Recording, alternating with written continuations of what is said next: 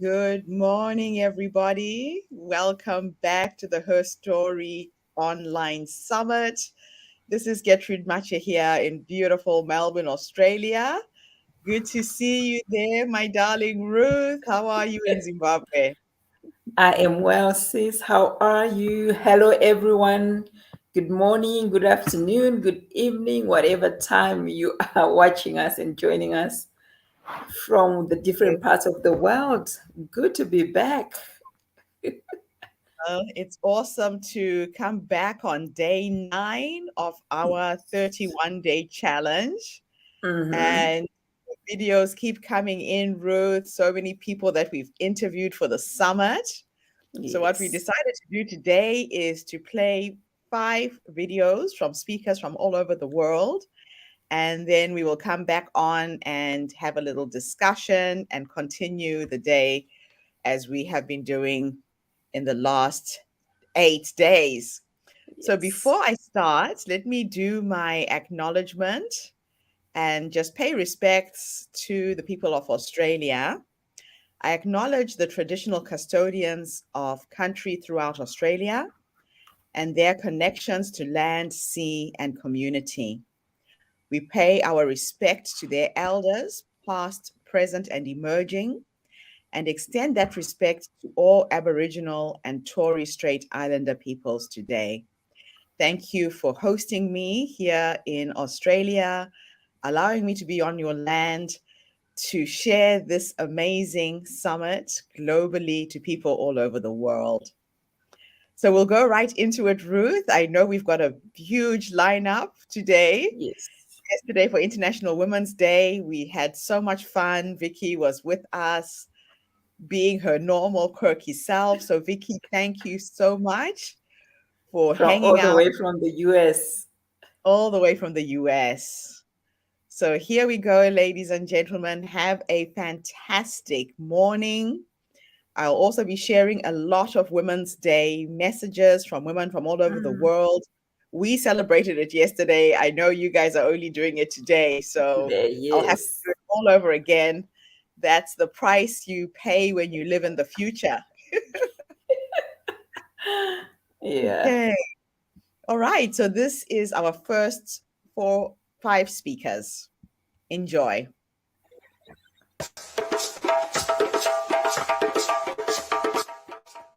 Thank you so much, Gertrude, for the privilege and honor of being able to be with you today. My name is Donna Kathleen Woolham, and I am 60 years old and based in Waco, Texas, in the United States. And the story that I want to tell you today is about a big dreamer who found himself with no dreams at all, who found themselves against a wall of darkness and fear and frustration. And I did not know how to live in that space. And that day came when I was with my husband at the hospital, and they told us he had cancer. And we had discovered that because his arm had broken, his right arm had broken while he was at work, and he was in excruciating pain, or else he would never have gone to the doctor. That was my guy. And we began then on an 8+ year journey of cancer treatment, of ups and downs and highs and lows. And over that time, we discovered that there are some joys in life that if you don't pay attention, you'll miss them.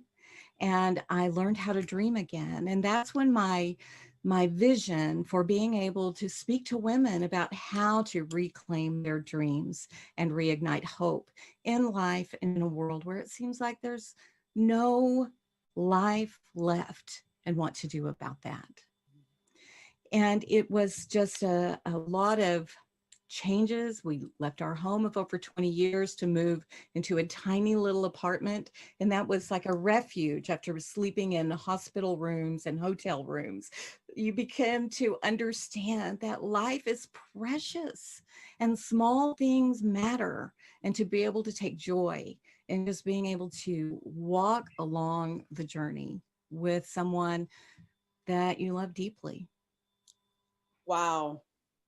2020 was a very unusual year for all of us all over the world. I mean, for you to have gone through all of this at this particular moment in time and come out with such positivity, with such grace, and now you're working and helping to empower other women.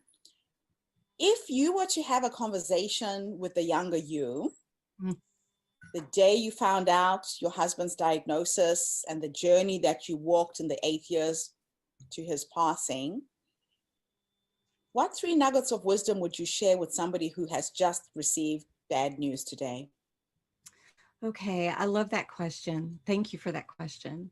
First of all, I would say to myself, if I was sitting in that room with me, trying to figure all of life out, is stop trying to search online for all the answers to what is, who knows what will happen. Statistics are statistics, and we hear the worst of the worst. So stop, because I'm an information gatherer. And so I went to Google to try to figure out what next, what next, what next. And that created a lot of fear in me, honestly, Gertrude, because there was the what next that they gave me was not a great what next.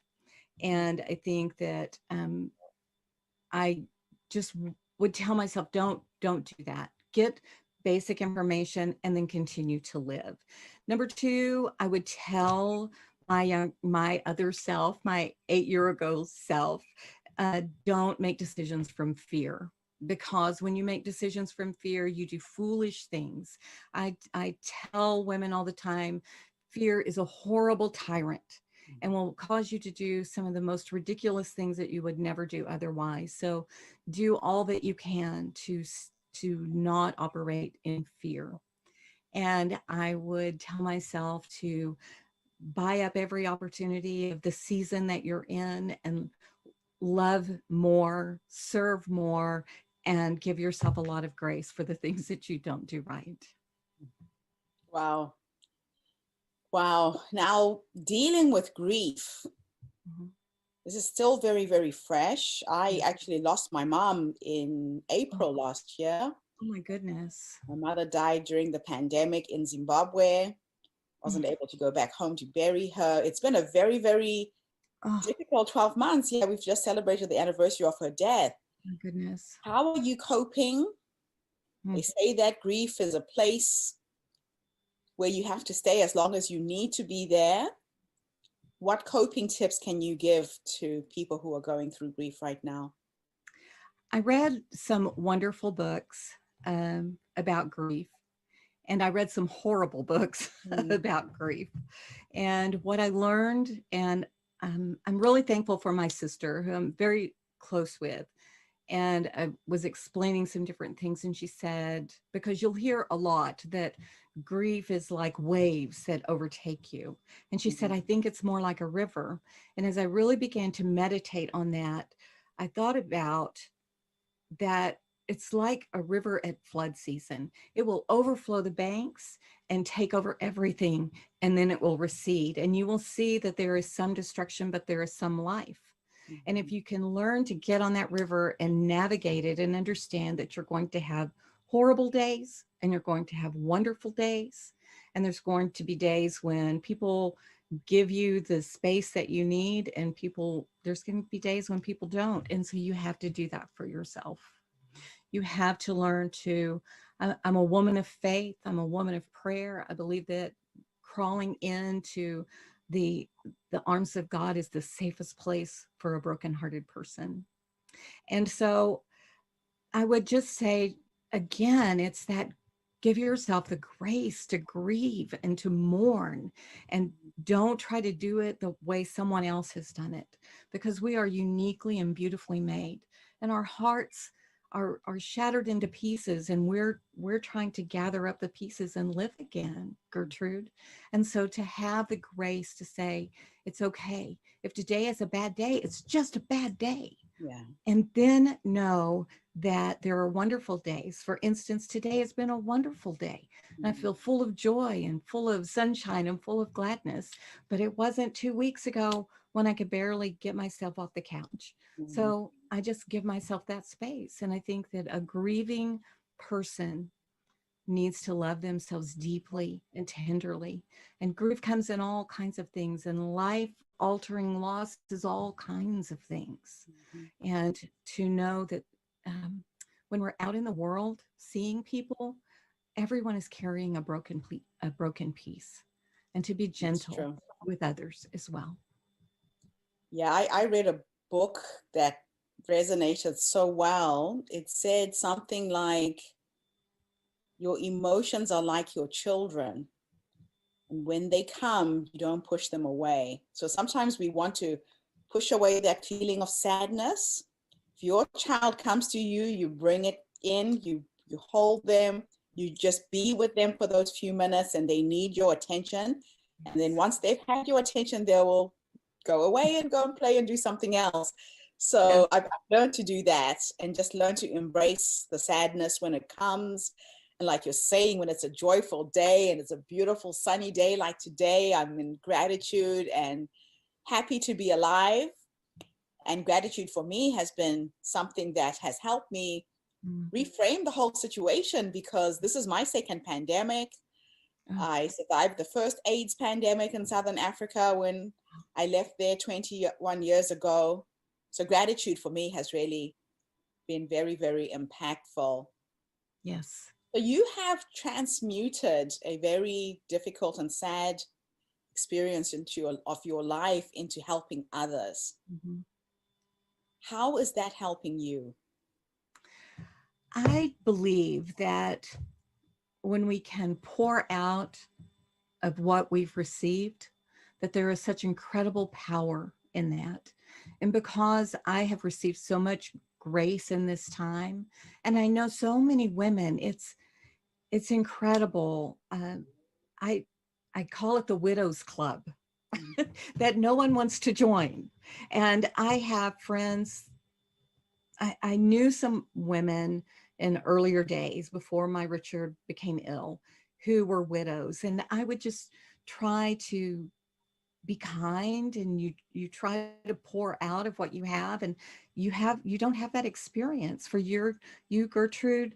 You could empathize with people who had lost a parent or lost a mother, but until that touched you, there's just not a place where you can really reach that other person. And so for me, it's not just about widows, but it's about loss, because in this journey uh, I talked about losing my dreams and having to learn how to be a person of vision again. We left our home of over 20 years and sold all kinds of things. And I tell the story about I had to give so many of my things away. And then I would go visit my friends and family, and they would have my things. And I Mhm. would grieve that of the life that I didn't have anymore. Yeah. And so loss is can be bound up in a person. It can be bound up in things that others might not ever think were important. So that to be able to, I think that it's not a process, but there are these 7 places that I really believe that it helps people, particularly the women that I work with, and that is the permission and grace to grieve, and then to release those things, and to give your have compassion for yourself, because in that you can feel guilty, you can begin to blame others, and if those things aren't managed, then you can become bitter, or you can really begin to um, become vindictive or become a victim. And you can't live as a victim. Learn how to celebrate again the small things, the big things, and know that it's okay, even with a broken heart. And I think that some of the celebration and the joy that we can pour out of brokenness is some of the most beautiful, beautiful celebration that there ever is. And then just to learn to live again, whatever that looks like. When my mom passed, I had to learn to live without her on the other end of the telephone. You know, And the voice that my dad passed from cancer, and I wish so much that I could call my mother and say, Mama, how did you do this? How did you live this way? yeah. And the wisdom that was there, and also to be able to say, I'm sorry that I couldn't be more for you in that moment. Mm. So to those, I think that we can give out of the wisdom, and that can help other people. It's not easier and it's not smoother, but it's safer, a Yeah. safer environment to be real in your pain. Wow. Wow. Now, you mentioned that when you get these medical diagnoses like cancer, we jump into fear straight away. Yes. We go online, we start doing our own research, and the more you read, the more horrific it feels and sounds. And then you forget to just be in the moment with the person you're with Mm-hmm. and enjoy them while they're still alive. Yes. That's one of the things that I'm taking away from this interview, Mm-hmm. because a lot of times we then waste time in the future that may Mm-hmm. or may not happen Right.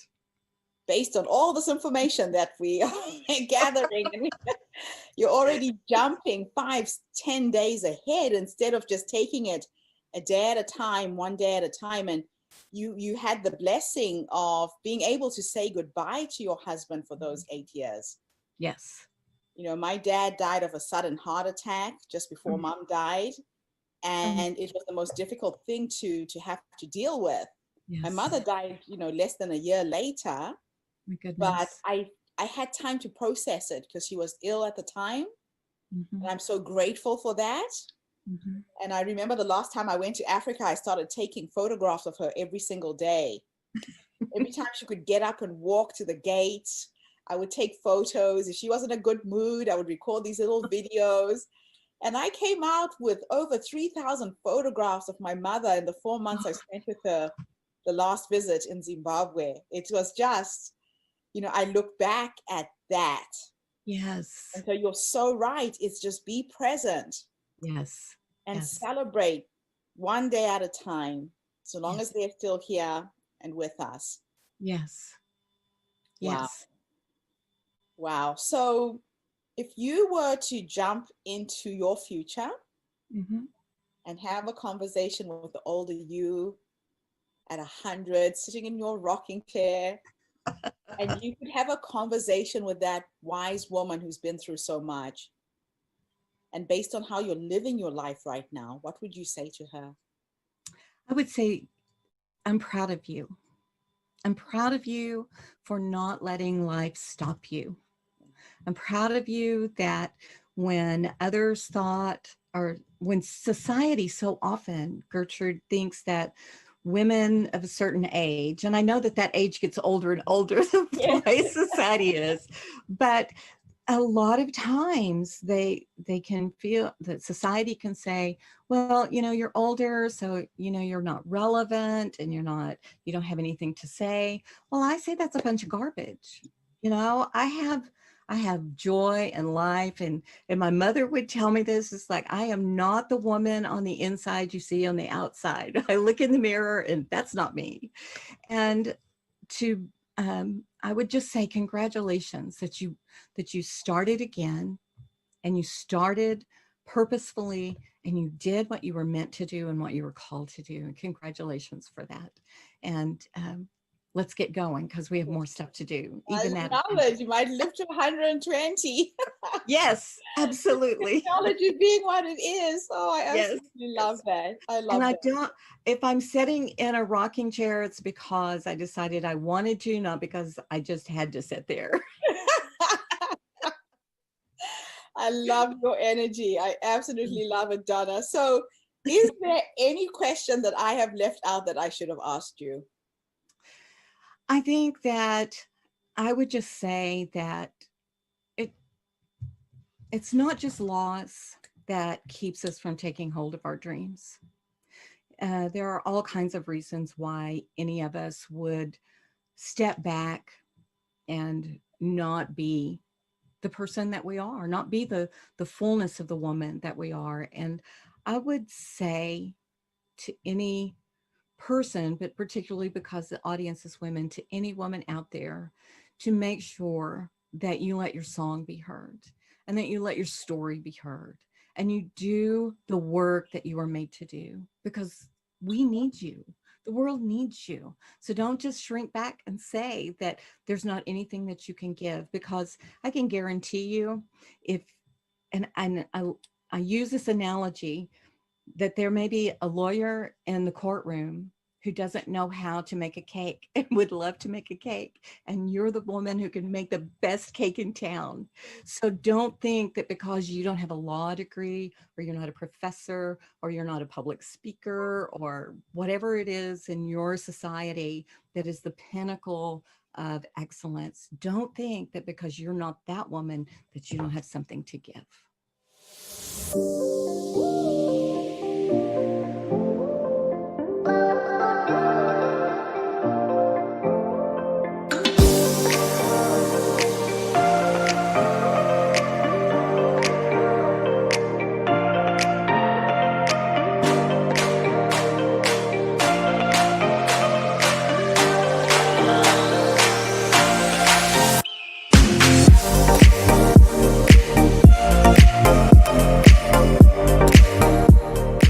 So my name is Jessica Lynn Day.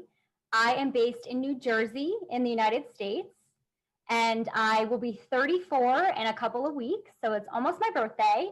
Happy birthday. Thank you. Thank you.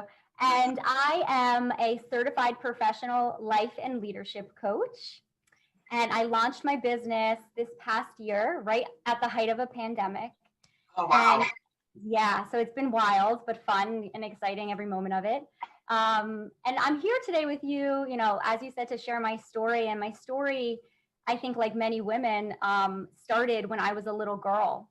When I was very young, I was always very intimidated by other people. I was very shy. I had a lot of anxiety all the time.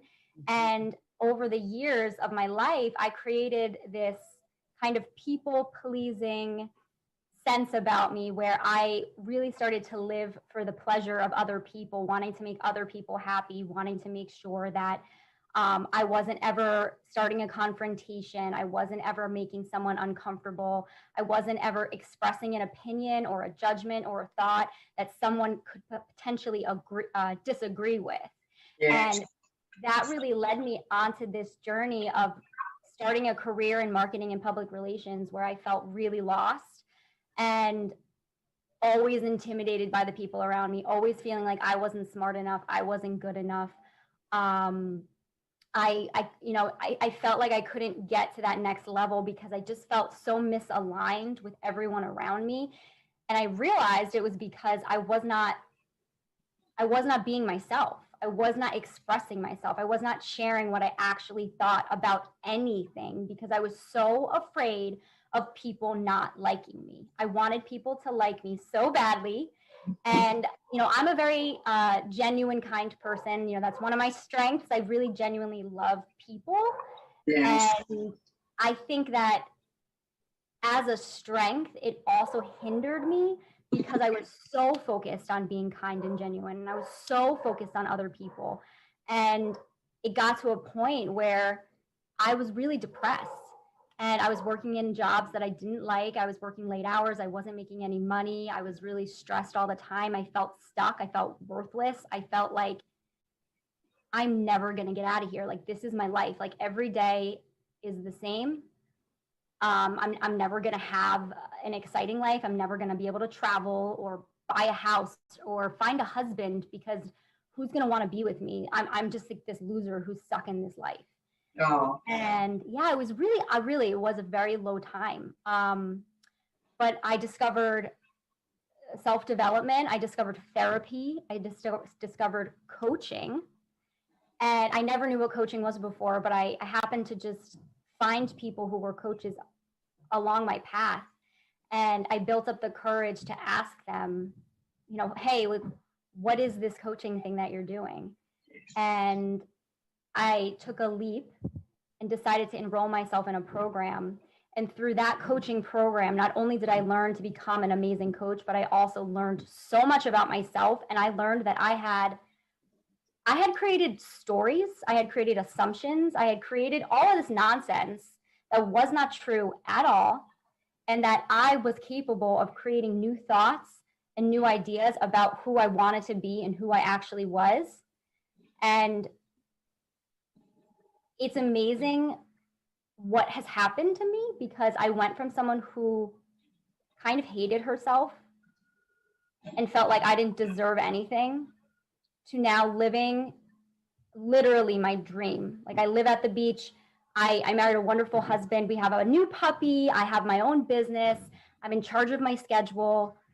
And I'm authentically expressing myself, even when I know that someone might disagree with me. And I'm okay with that. And it's been amazing. So, okay, let's just unravel and go right back to the beginning. You know, as women, we sometimes don't even see our own value. We have those little crazy voices in our heads telling us we're not good enough, we're not smart enough, we're not worthy. How does one stop that chatter? Because we are our own worst enemies, right? Mm-hmm. What would your advice be to somebody who's experiencing this lack of just not knowing your own worth? Yeah.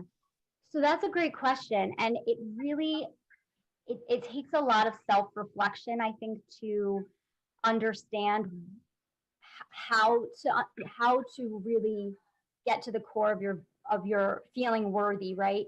So a lot of times we go through life not understanding what is actually holding us back. So we don't know what we don't know. We don't realize that we're reacting to things because of a specific reason. Yes. So me being a people pleaser was a reaction or a symptom of the fact that I was insecure about myself. Yeah. And so I think, one thing to remember, or one thing to kind of maybe start out, is to tell yourself that in this life, the only thing that we can control is ourselves. Yes. You cannot control anything else. Stop, you can't. You can't control what happens to you. You can't control how people react to you. And so when somebody tells you something that makes you feel bad, a lot of times we take that and we think, oh, okay, that must mean there's something wrong with me because this person reacted a certain way. Yes. We don't realize that person is acting that way because of who they are and because of what's going on in their life. So their circumstances have shaped them into who they are, just like us. But what's more amazing, about them than you. Exactly. And what's amazing, though, is that when you realize that your circumstances do not have to shape who you are, you don't have to be a victim of your circumstances. You can choose to show up however you want. You literally can create every moment to be exactly what you want it to be. So if you're having an experience that's negative and it's making you feel really badly, you have the power and the control to change the way you're thinking about that. So looking at it as an opportunity, like, what am I learning in this situation? Why is this happening? It's not because I'm bad or wrong, or I'm not pretty enough or thin enough or smart enough. It has nothing to do with it. Yes. And so it's changing your thought process, which takes a lot of time and it takes a lot of practice, but it's remembering that what you can do for yourself is to, like, you deserve to love yourself. You deserve to accept yourself, and to know that you are exactly where you're supposed to be right now in this moment, even if you feel like you're not, because things aren't going well. There's a reason why it's not going well, and what are you learning, and where do you want to go? Who do you want to be? And tell yourself that is who you are. And so self-love is a difficult theme for most people. Yes. And I always say that when you hear those voices speaking, would you say that to somebody else? Exactly. And a lot of times we are so hard on ourselves. Mm-hmm. The words we articulate, we would never use them on another human being. Yep. So as a coach, take me through a process. I've come to you, I'm needing your help. I found out that you're this amazing coach who could help me. just feel comfortable and good about self and move on with my life. Take me through a 3-step process, or what do you do as a coach to help? Sure. Well, let me ask you this. Let's start with this. So it sounds like you are struggling with some self-confidence. So tell me, what would you like to, we have a few minutes here to chat. So what would you like to achieve in those few minutes that we're talking here? To overcome my fear of speaking in front of people. Okay, speaking with people. Okay. So why is that important to you? I always find that when I'm in a group, I just don't have the courage to air my views or be heard. So when you are with a group of people and you're trying to have a conversation, or you're trying to speak up and share your voice, what comes up for you? What feelings come up for you when you're in that moment? Extreme anxiety and fear are the two main things. Sure. Okay, and so what typically goes on in your head? Like, what are you telling yourself? Is this really important? Is my views worthy to be aired in such a meeting? Or I listen to something somebody else has said, and I think, oh gosh, that was really smart. Will my ideas come across as smart? And I don't think so. Yeah, so it's interesting because you said, are my ideas worthy? Yes. So on a scale of 1 to 10, when you talk about worthiness, 1 being not at all and 10 being absolutely, how worthy do you feel?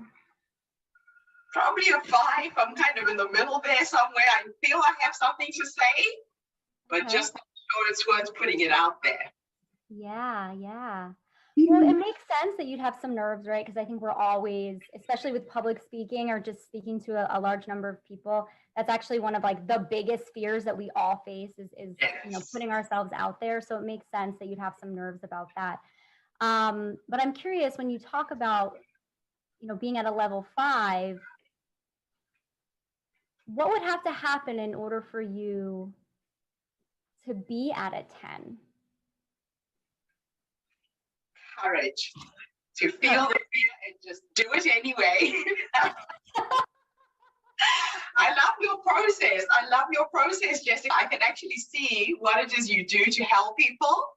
So let me take you back to a moment in time, to the younger you, before you discovered all of these methodologies and ways of gaining self-confidence and self-worth and loving yourself.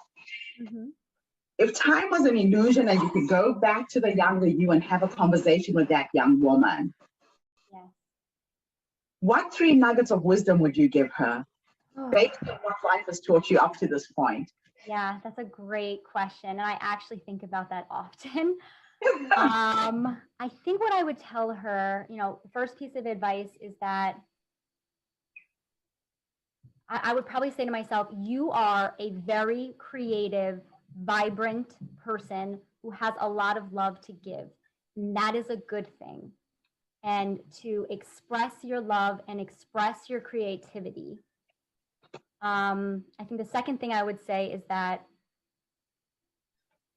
what other people think about you is none of your business, and that this is your life, and it is your right to show up as an individual and to follow your personal dreams and goals. And the third thing I would say is, and it's possible to be successful following those dreams and goals, no matter what anyone says to you, because you're passionate and you're ambitious and you're beautiful. Okay, so on the same vein, if time was an illusion and your past, your present, your future existed in the same timeline, and you could teleport to the 100-year-old you sitting on your porch, having lived this amazing, authentic life, what would you say to her? Good job. That's a great question. It's a great question. I have not thought about that. I feel like you are living as a full expression of who you are right now. Mhm. I definitely try to be. I think what I've learned throughout this whole process, this self-discovery process and getting into the coaching, is that being grateful for things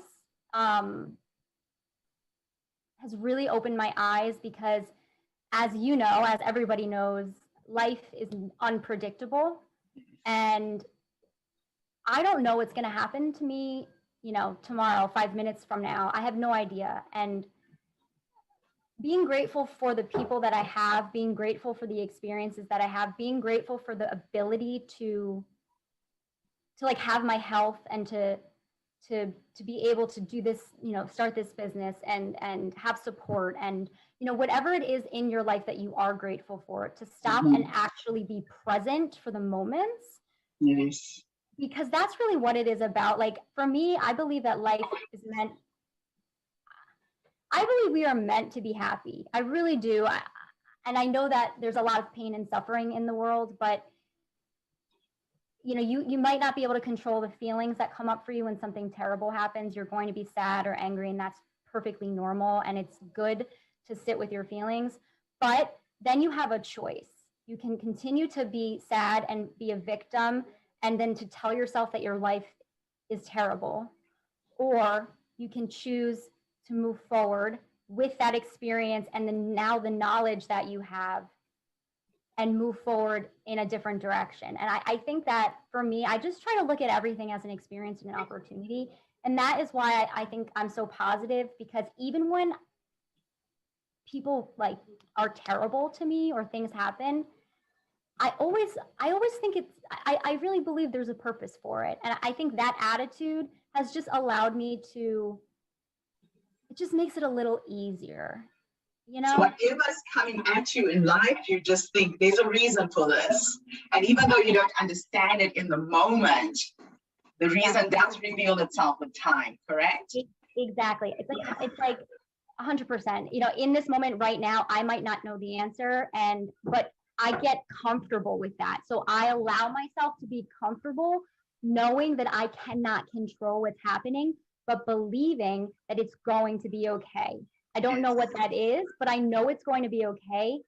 And I just constantly remind myself of that. And that's the thing with self-love and self-care and positivity. It is a practice. Yeah. So you have to tell yourself that. I have notes all over the place reminding myself of all these little things, because it's so easy to get lost in your thoughts. I mean, and I still do it all the time. I absolutely have moments where I get down, right? But then I pick myself back up. I don't stay there for too long. Yeah, you have to decide to get up. Exactly. And that's the thing, because we all suffer. I mean, life is tough, but you don't have to stay there. I love it. I absolutely love it. Okay, so I'm going to end our interview with another weird little question. Okay. Is there anything I should have asked you? Oh my goodness, that's a great question. Is there anything? So one thing that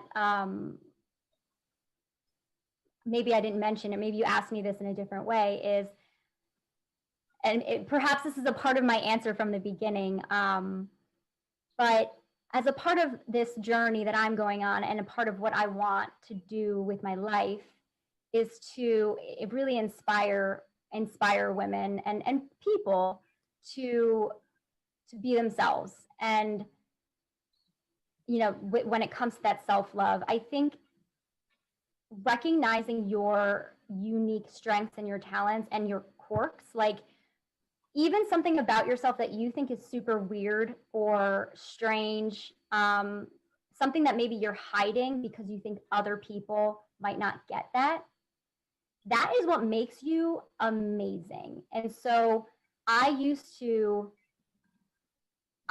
beat myself up because I was so kind. This is what I was saying before about being like a people pleaser. I was so kind that I would let people take advantage of me. And I thought that was a weakness. And then what I realized was that my kindness is not a weakness. And I should not let people take advantage of me, but it's okay to act kind when someone is not being kind to me, because what I realize is that it's about how I feel. And if I'm showing up with kindness in a situation where maybe someone's not being kind to me, I actually feel better because I feel like I handled the situation that was authentic to my values.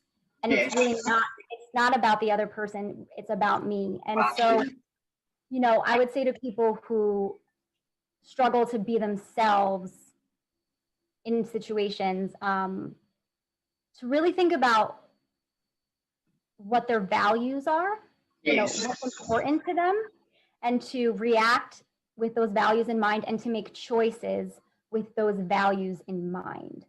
I think that really can lead you to a fulfilling life when you're aligned with what you truly believe and what you truly want. And whether that's, you know, family or, you know, whatever your values are, always having those in the back of your head when you're making decisions, because then everything will come together and you can really be this whole person and really show up authentically. I don't know if that answered your question. Wonderful. Thank you so much for gracing us with your presence this morning. You are an absolute ray of sunshine. And thank you to everybody who's tuned in today. I am meeting some of the most fascinating women with the launch of the Herstory magazine. And Jessica, it's been an absolute honor. I wish you luck with your coaching program, and we will include all of your contact details in the article for the magazine as well, so people can contact you as well as on the podcast. Have a fantastic day, everybody, wherever you are in the world. I'll be back again tomorrow with yet another amazing woman sharing her story. Bye for now. Thank you, Jessica.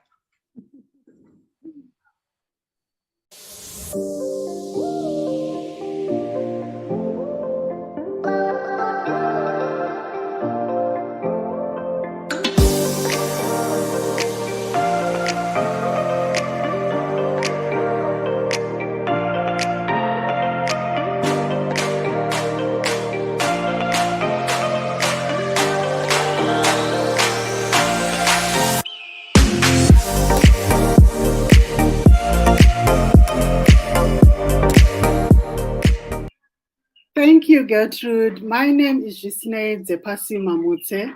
I am originally from Zimbabwe. I moved to the US in 1998. I am a young 47-year-old, and I am a mother of 3 children, and I'm a wife. And professionally, I'm a nurse practitioner. I'm also a student working towards a PhD in global health. And I recently was appointed president of Cincinnati Harare Sister City Partnership. And I am founder of Vaskana Project, an organization that is aimed at empowering women and girls in menstrual health education, as well as provision of safe, dignified ways to manage their periods.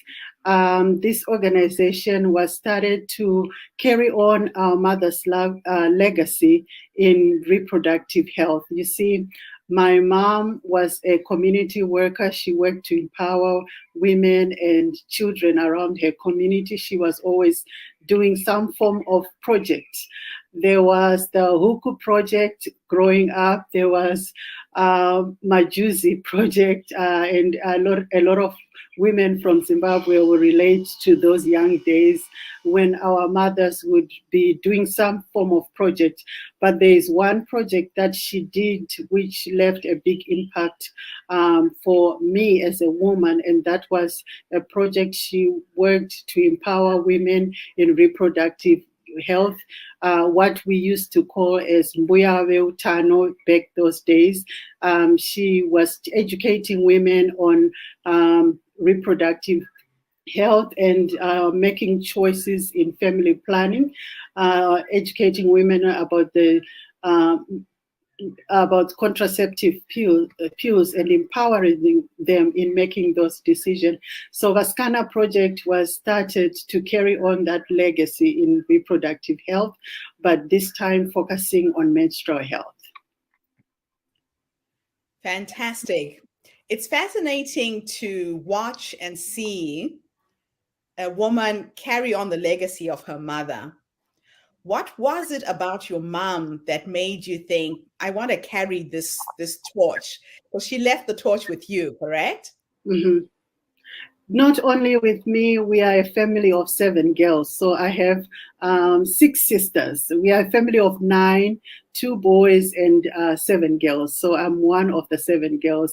So our mom, we wanted to carry on the legacy of reproductive health and just being a voice for other women, empowering other women.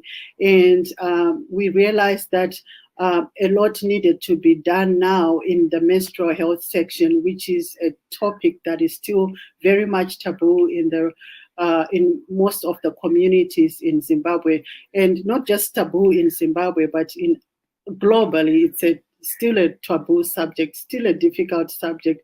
So we wanted to work on breaking that silence on menstrual health and empower women and girls and educate them that this is a subject that we don't have to carry the taboos and pass them on. We need to break that cycle and break that silence on menstrual health so that the next generations can be open to talk about such subjects that are so important in women's health.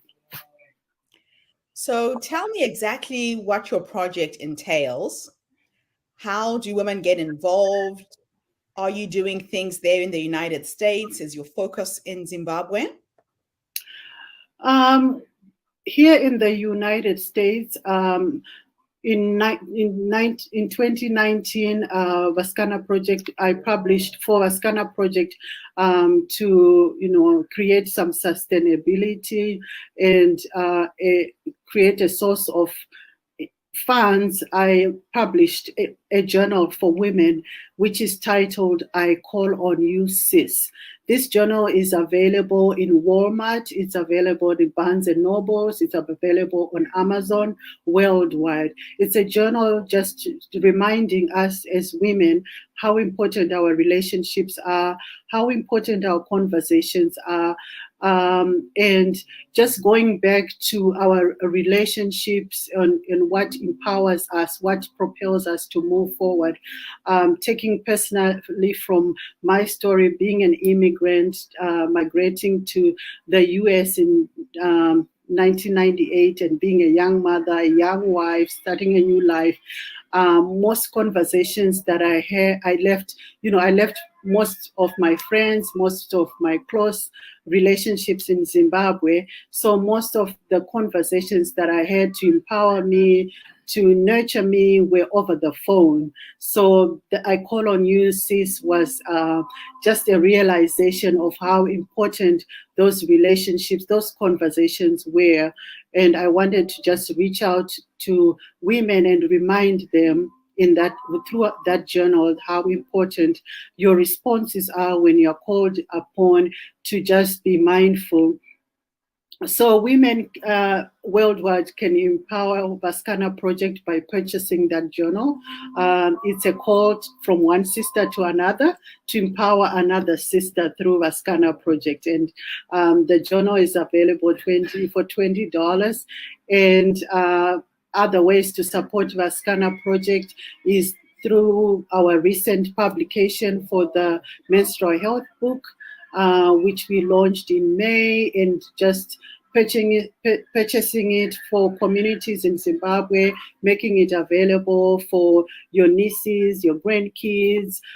We are the modern tetes of today. So just making that book available for you all, your young girls in your circle, in your communities back home in Zimbabwe, even in your grade schools, just making the book available.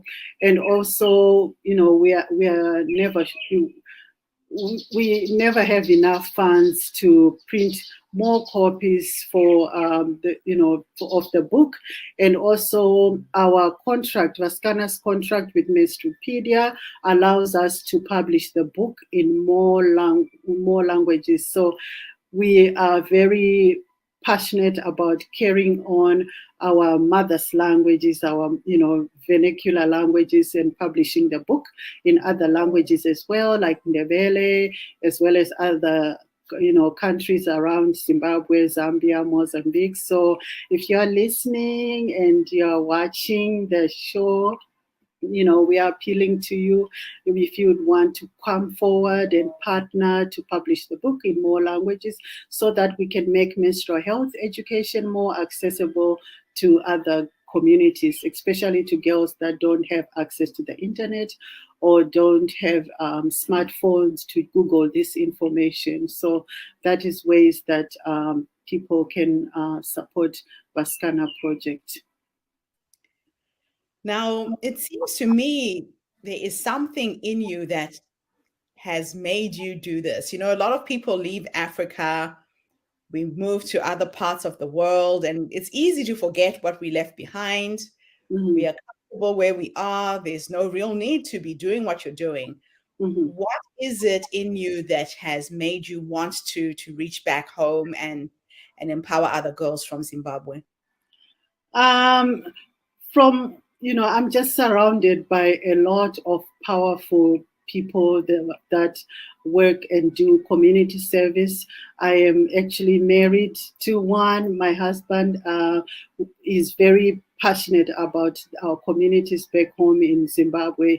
He works to empower the community, whether it's in farming, whether it's in, like with the Vaskana project. So I am surrounded by, people that really support my work. And also I grew up, with parents that were very passionate about community service, parents that believe that nothing changes until you do something about it. So, I'm grounded in that way that, when you have been blessed, you need to, bring others up and look behind you to bring other women, other girls up.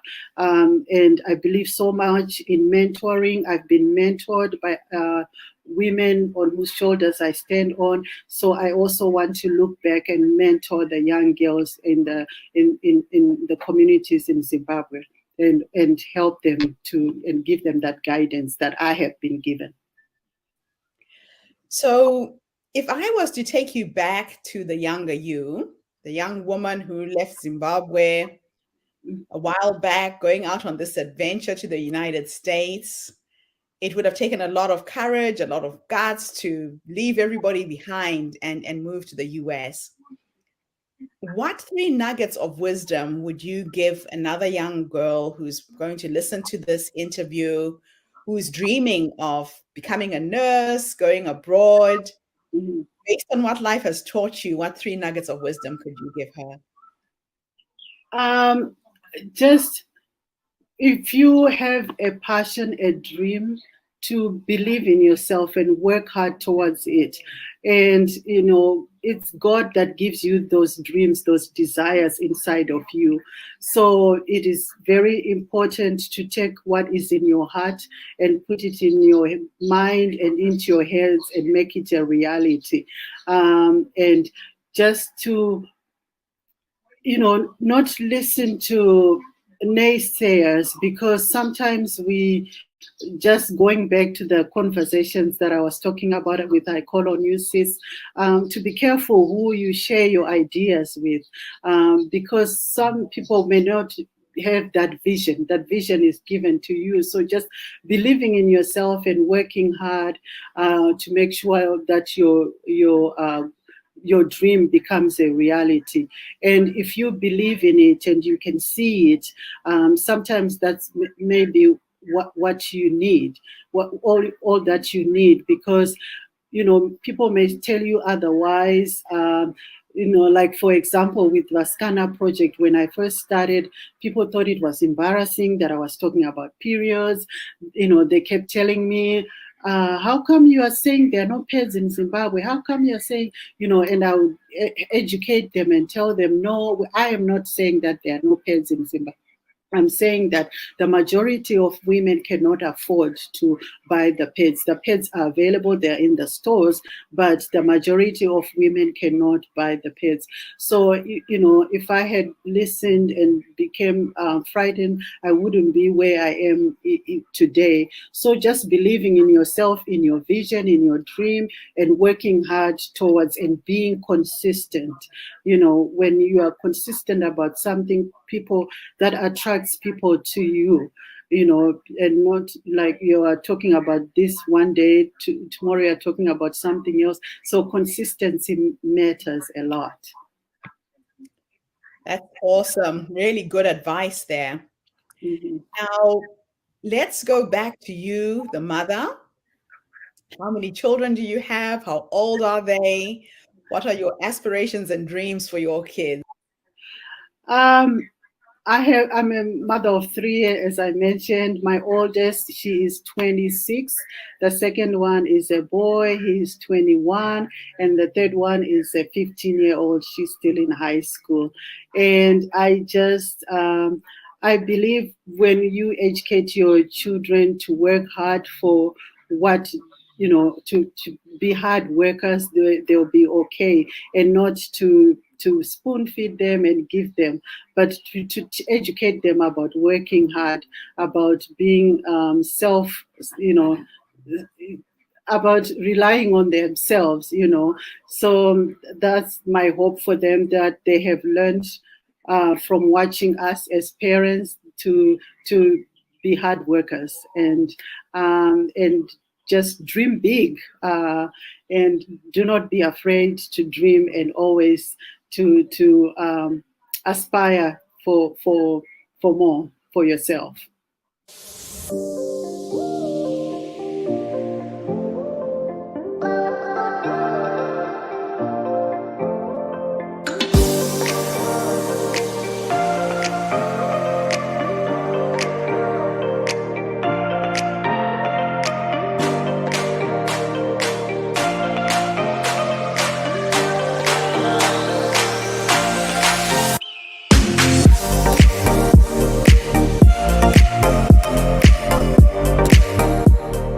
Thank you, Gertrude. I am Leah Keith.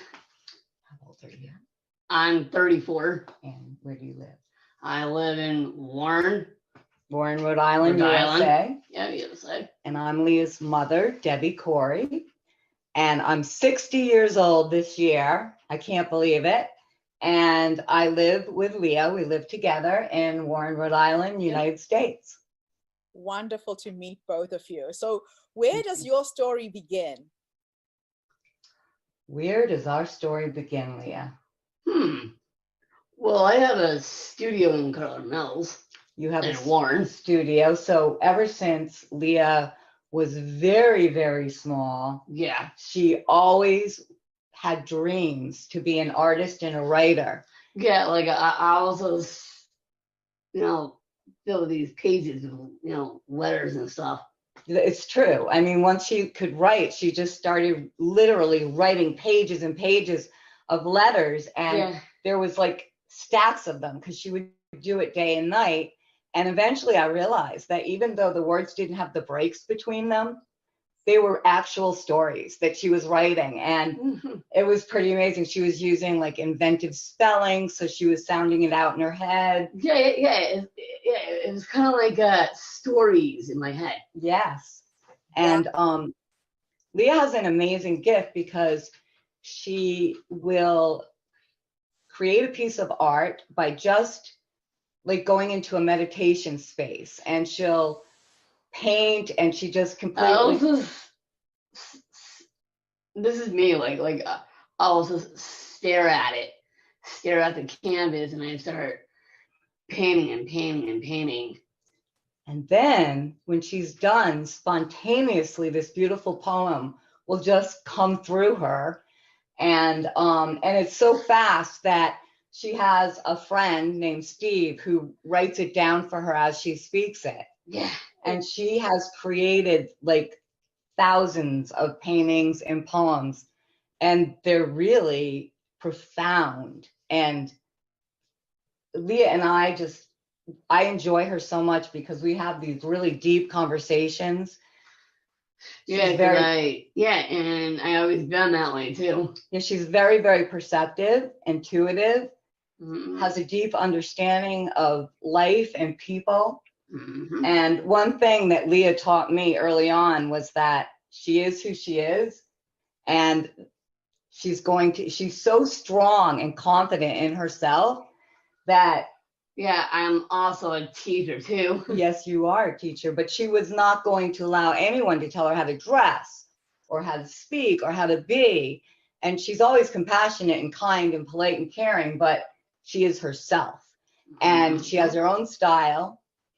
And she has showed me that, she teaches me, really. She's taught me They do to believe say in that her, to believe in myself.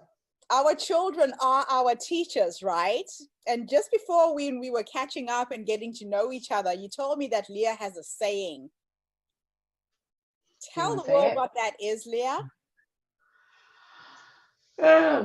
Say the saying. I am I'm different. Different is good, but it's also a calling too. It's a calling. And what does that mean, Leah? Well, a calling is kind of like this is a calling is like a piece. A piece of life and what it is. A piece of life and what life is? Yeah. And it's a calling to you to do all these amazing things. Yeah, and to live your best life, right? Yeah. I absolutely love that, Leah, because a lot of people go to their graves not even knowing what their calling is. It's like you just know why you're on the planet, right? You're here to create through your words and your poetry and your paintings. Yeah. She's always known. That's what's so amazing. And nothing blocked it. Yes. Like, you know what I mean? She's been so authentic and true to who she is. Yeah, and I have amazing relatives too. That's also writers too. Also, She family. Yeah, well, actually, it's in her heritage, and she's always been fascinated with genetics and her heritage. And she looked into it, and she found out that a couple hundred years ago, there was a man named Hezekiah Butterworth that is her great great great uncle, and he wrote the Zigzag Journeys, which was a series of books about his travels in the world. And we actually, where we live right now, was his land. And we didn't even know that when we moved here. And there's actually, in this area, there's several historical cemeteries, and they're all her ancestors. Oh my gosh. Yeah, it's really. Yeah, and that's on my dad's side of the family too. So we go to the cemeteries, and Leah does like the gravestone etchings. Yeah. I do rubbings. Yeah, because she's always searching for her history and her heritage. And when she found out that she had this history, it was amazing because she already had that inside of her. Yeah. So and kind of like being like a warrior too. Yes, she's always talked about being a warrior. Yeah. Do you want to talk about that? Like, what does that mean, warrior? I don't know. Like, I think a warrior is kind of like being strong, being brave. Yeah. Oh, I love and you that. had to be strong and brave and independent. Yeah. Yeah. Now, differences. Why should we celebrate our differences in the world? That's a great question. Yes, it is. Do you want to answer that, or you want me to? I think I think different is different, and that's just what it is. And why are we happy and celebrating the differences? What's good about being different? You say it's good. Why is it good? I think that when we have differences and we honor them, we have something to share and give to each other. Yeah, that too, yeah. And we can learn from each other. And it makes the world colorful and dynamic and exciting, rather than, how boring would it be if we were all the same? Why would we even, do anything, you know? But, you know, with Leah being an artist, imagine if the world was just in black and white, just two Exactly. colors. And I've seen your art. The combination of colors is absolutely delicious. And I think that's what human beings are like as well. Yeah. God created us different for a reason. Each How sad different for people. celebrated. How sad for people that are so afraid of differences Yes. that they live in a small little World. bubble and never get to experience the full color of life. You know, culture, and I love food, you know, and I love to learn about ethnic food and create different food and eat the food, and especially when you're eating it with friends and family. And Yeah, well, she has her own garden too, so I grow a Grow your lot own of, vegetables. yeah, Yeah. I love to garden. I love to grow food. and I help her out.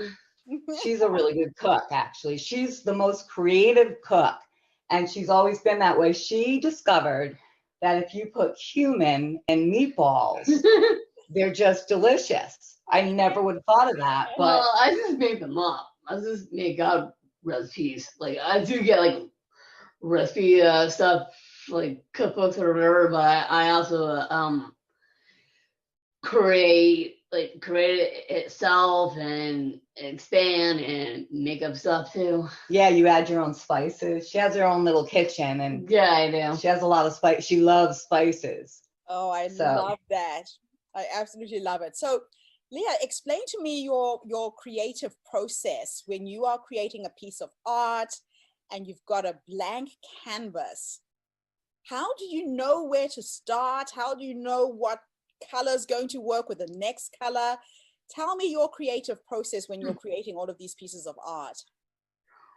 Well, I just take a canvas, I put on my easel there, and I take like a nice fresh paint, my paintbrush, I dip it into the paint, and and then it just creates itself. Yeah, It it creates itself.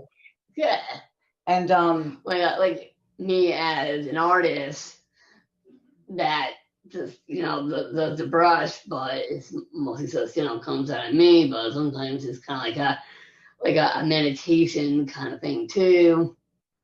yeah, she really gets into this great focus. She's so focused when she's doing it, and it's quite beautiful to watch, really. Yeah, like I have like all these thoughts in my head, and I just, especially at nighttime too, and so I just create. Wow, what a gift. What a gift you have. And you know, they say that the richest places in the world are graveyards because they're full of people who had so many ideas, so many things in their heads, and they didn't even have the courage to put it on a piece of paper. And you get to do that every single day and inspire people with your words, with your art, with your poetry. You are a gift to the world. The both of you. Thank you. Thanks. Thank you so much. And you too. Oh man, you know, it's been so fascinating when I sit here in my lounge in Wellington and I am connecting with women from every corner of the globe. Every single day, I just sit on the couch. I'm talking to someone in Japan. The next day, I'm in the US. The next day, it's Canada. Isn't it amazing? It's so beautiful. I mean, as bad and awful as the pandemic was, it did open up other possibilities, especially for us. You know, Leah is known in our area, very well known because of her book and her art studio. And so the school department actually came to Leah. They called her and asked. Yeah, I have a friend. Her name is Rachel, and she asked me to help her out with the teaching. So I teach art and writing. Yeah, and she's teaching special ed students, and right now they're not in the regular school population because of their fragile health and the pandemic. So, and I know it's better in New Zealand, believe me, but here we've been in our house for a year. We're vaccinated now, so we're just getting out. But because of that, the schools had to be like more open to things. So Right. Yeah. they hired Leah, and Leah has such an understanding of her students because she really like some of them are nonverbal, but Leah knows, like if they're upset, she knows what's bothering them. Yeah, like there is one kid that has sensory issues, right? Mm-hmm. And I understand that too because I kind of have it too a little bit. She knew that he wouldn't touch the paint or the paintbrush, and she said to me, Yeah.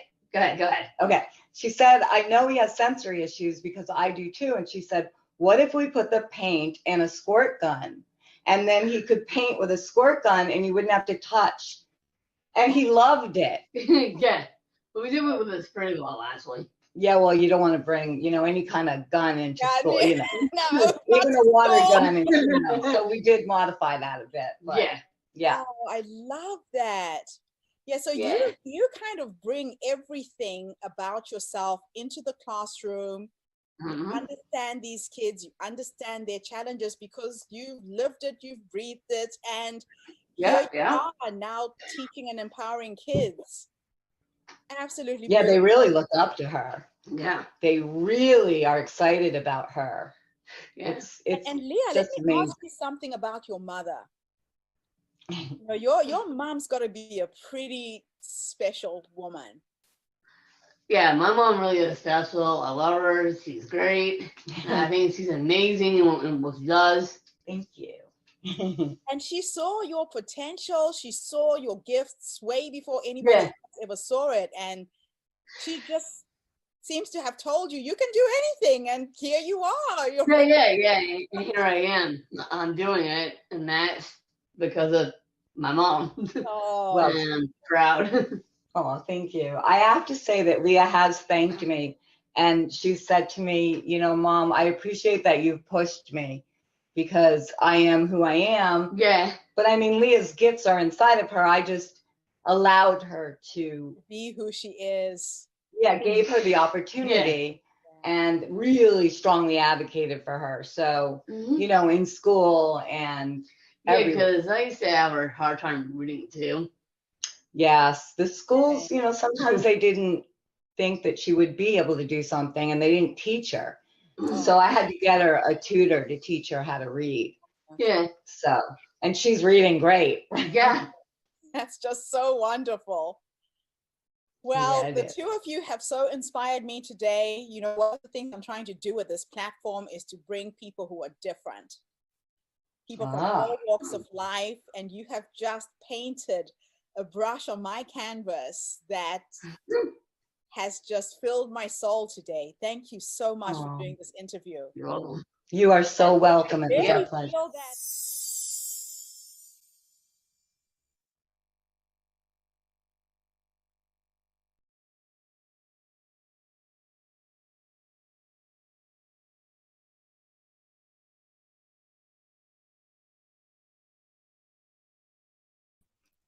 Didn't realize I was muted.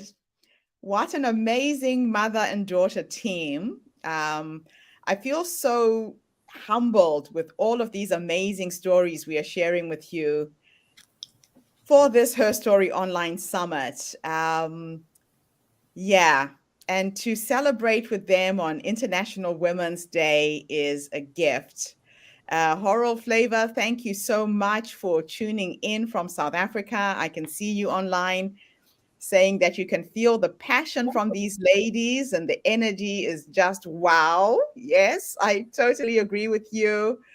You're also saying that people need to maximize their gifts because poverty is a lack of productivity and creativity. Very, very true. Very true. Hey, Ruth, how are you doing there in Zimbabwe? You're also muted. Oh, safe word, unmute.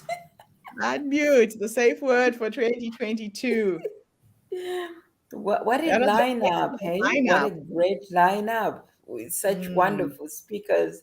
Great nuggets from Donna when she shares about grief and then her husband and her mom.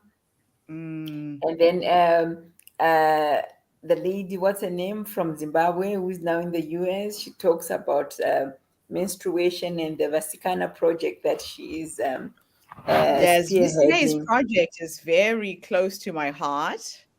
As you Yes. know, we are trying to set up that women's cooperative in Zimbabwe to try and attack the same issues, helping young girls stay in school by producing reusable sanitary pads.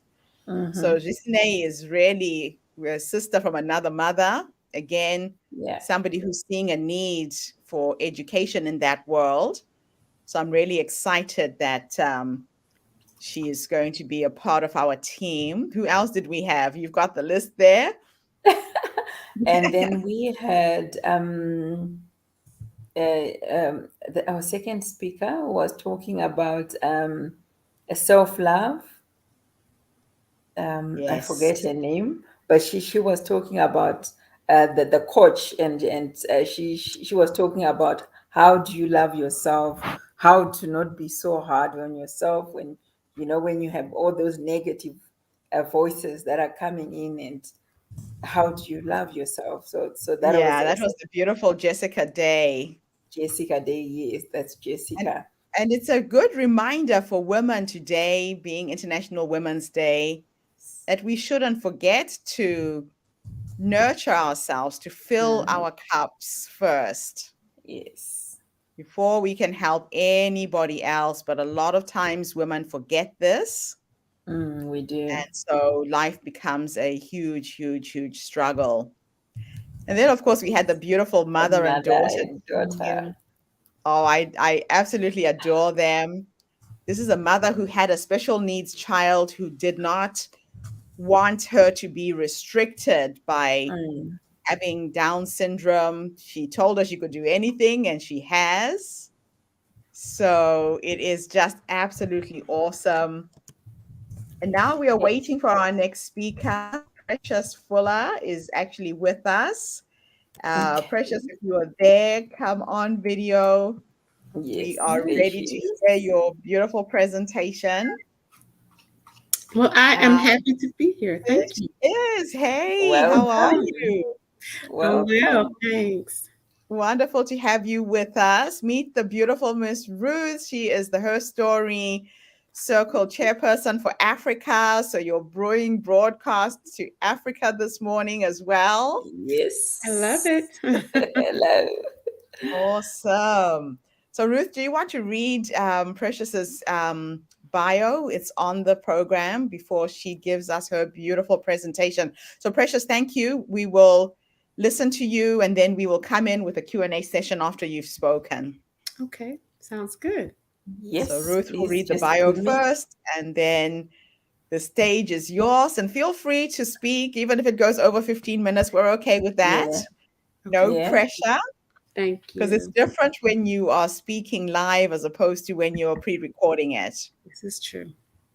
Yeah, you just want to And have fun and welcome. celebrate, and happy International Women's Day to you. Thank you. Oh, thanks. And welcome to our tribe. I'm happy to Yeah. be here. Let me Okay. know when you're ready, Ruth, and I can exit the stage. I don't see her bio. Click on the program, Mm-hmm. I and if see her you name, but there's no comment. no, if you click on Fuller, the comments will pop up. Can you see it? No, do I have the wrong program? Today's the 9th. Today's the 9th. It's there.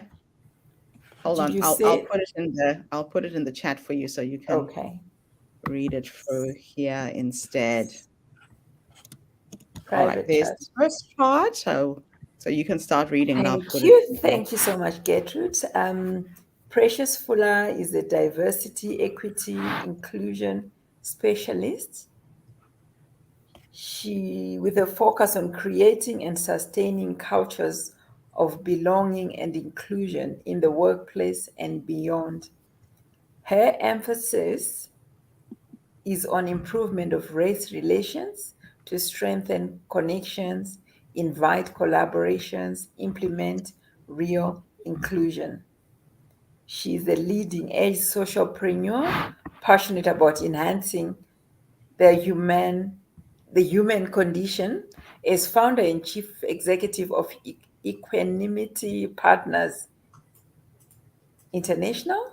Yes. She's an accomplished professional with more than 20 years of experience specializing in diversity, equity, and inclusion, human relations, community outreach, program management, strategic planning, and public relations.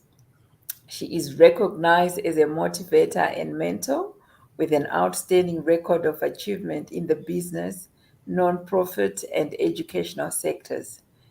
She has shown demonstrated ability to lead and develop teams in a global environment.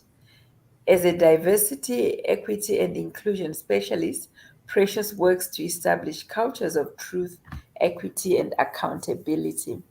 Her education includes a BA degree in communication and an MA in teaching.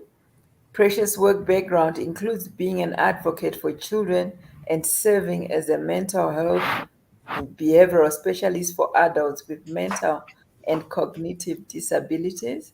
She provides coaching and consulting services for individuals, leadership teams, and influencers regarding understanding and implementing principles of diversity, equity, and inclusion through a human lens of understanding others and their unique contributions.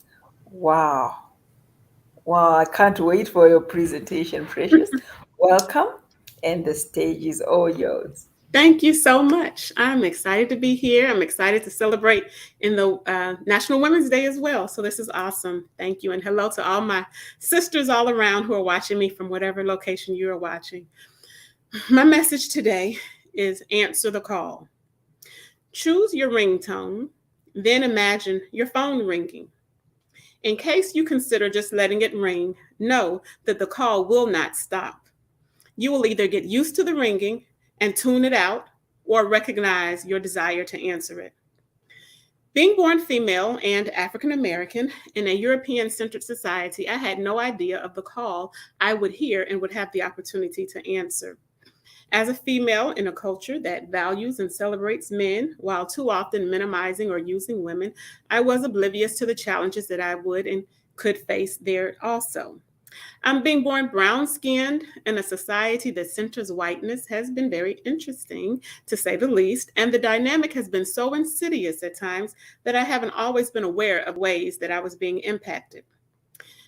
Early childhood is the time that children develop and recognize themselves in relation to their world, their environments.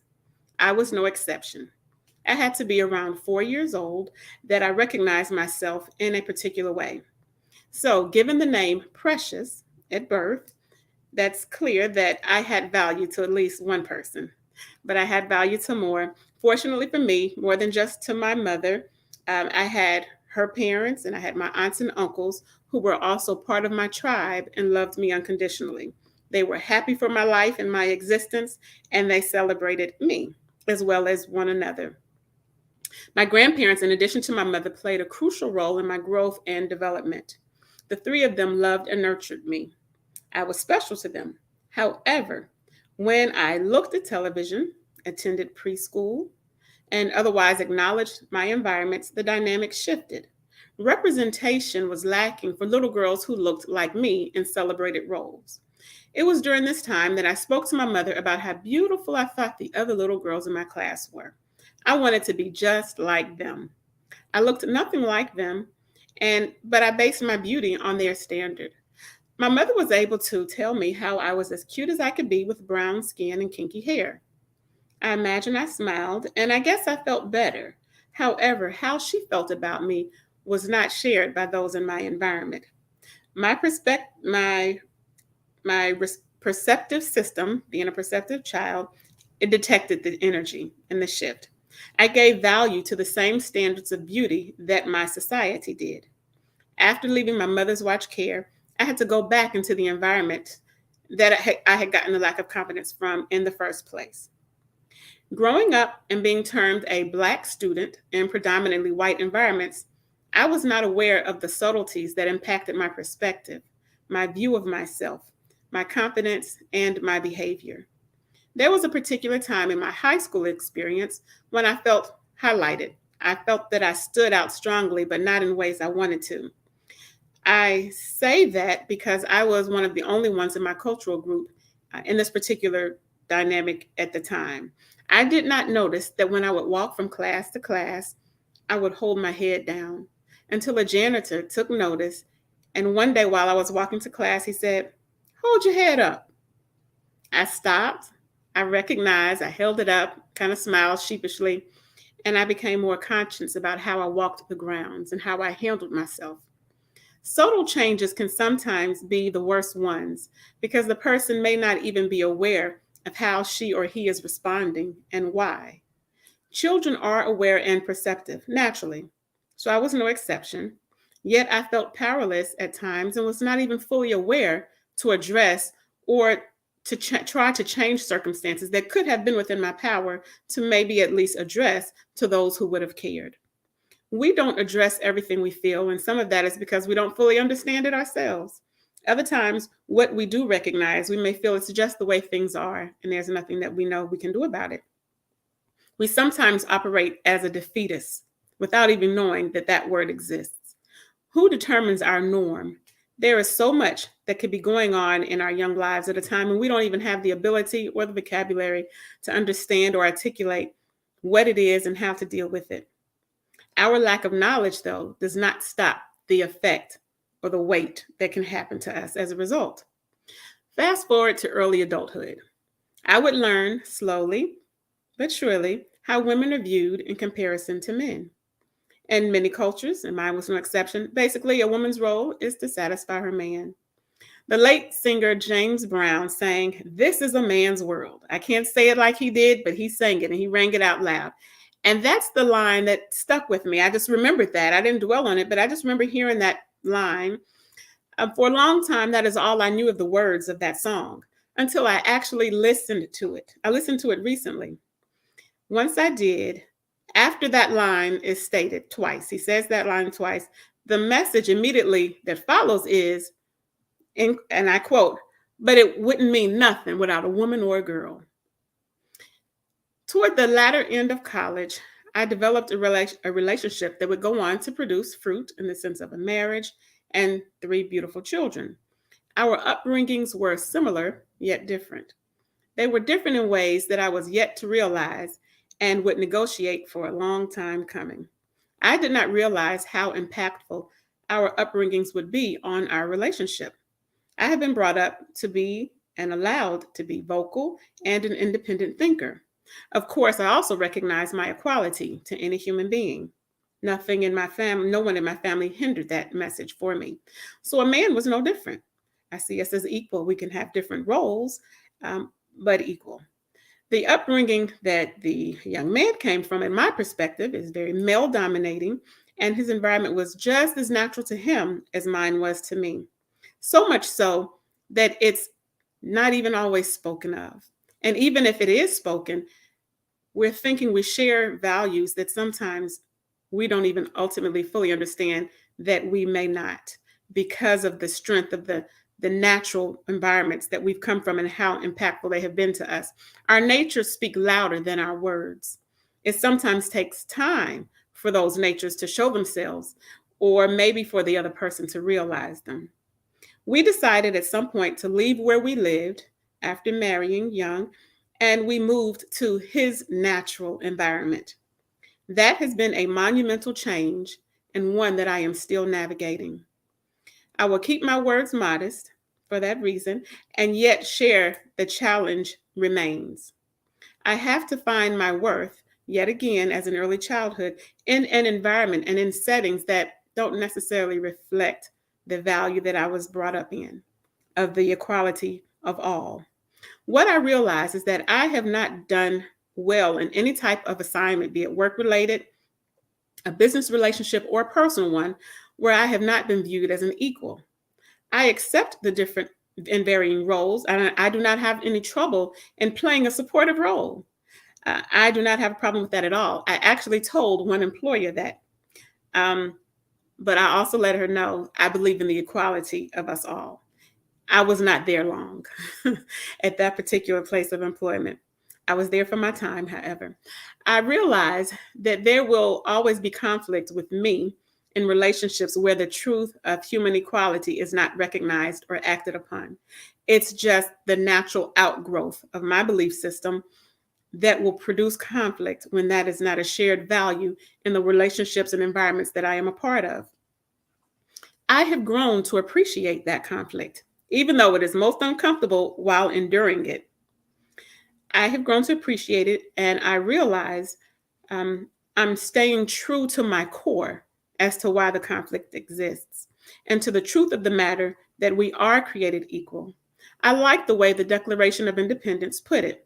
We hold these truths to be self-evident that all men are created equal. I love the self-evident part because it is nothing to try to prove. As a matter of fact, I cannot prove it. It just is. And in saying all men, you can put the WO in front of it. Women, men, all in one. Out of my lifestyle and experiences, I have come to realize that truth is truth, regardless of whether people agree with it or not. Truth is not new, and it cannot be altered, no matter how much people and systems want it to be. Due to insecurity or self-absorption, probably both, human beings tend to want to create systems in which they are at the top and others must fall in line beneath them. How unfortunate and harmful this false psychology has been to all people groups all over the globe. These lies affect not just those that are the targets, but also those who espouse such views. It compromises the beholders of these views. It compromises them. It compromises their humanity. It must be compromised in order to believe that others are less than themselves. There is no sound logic in this thinking, and those in your same human kingdom can be categorized in a way to put you or one group on top and others beneath. We're part of the same group.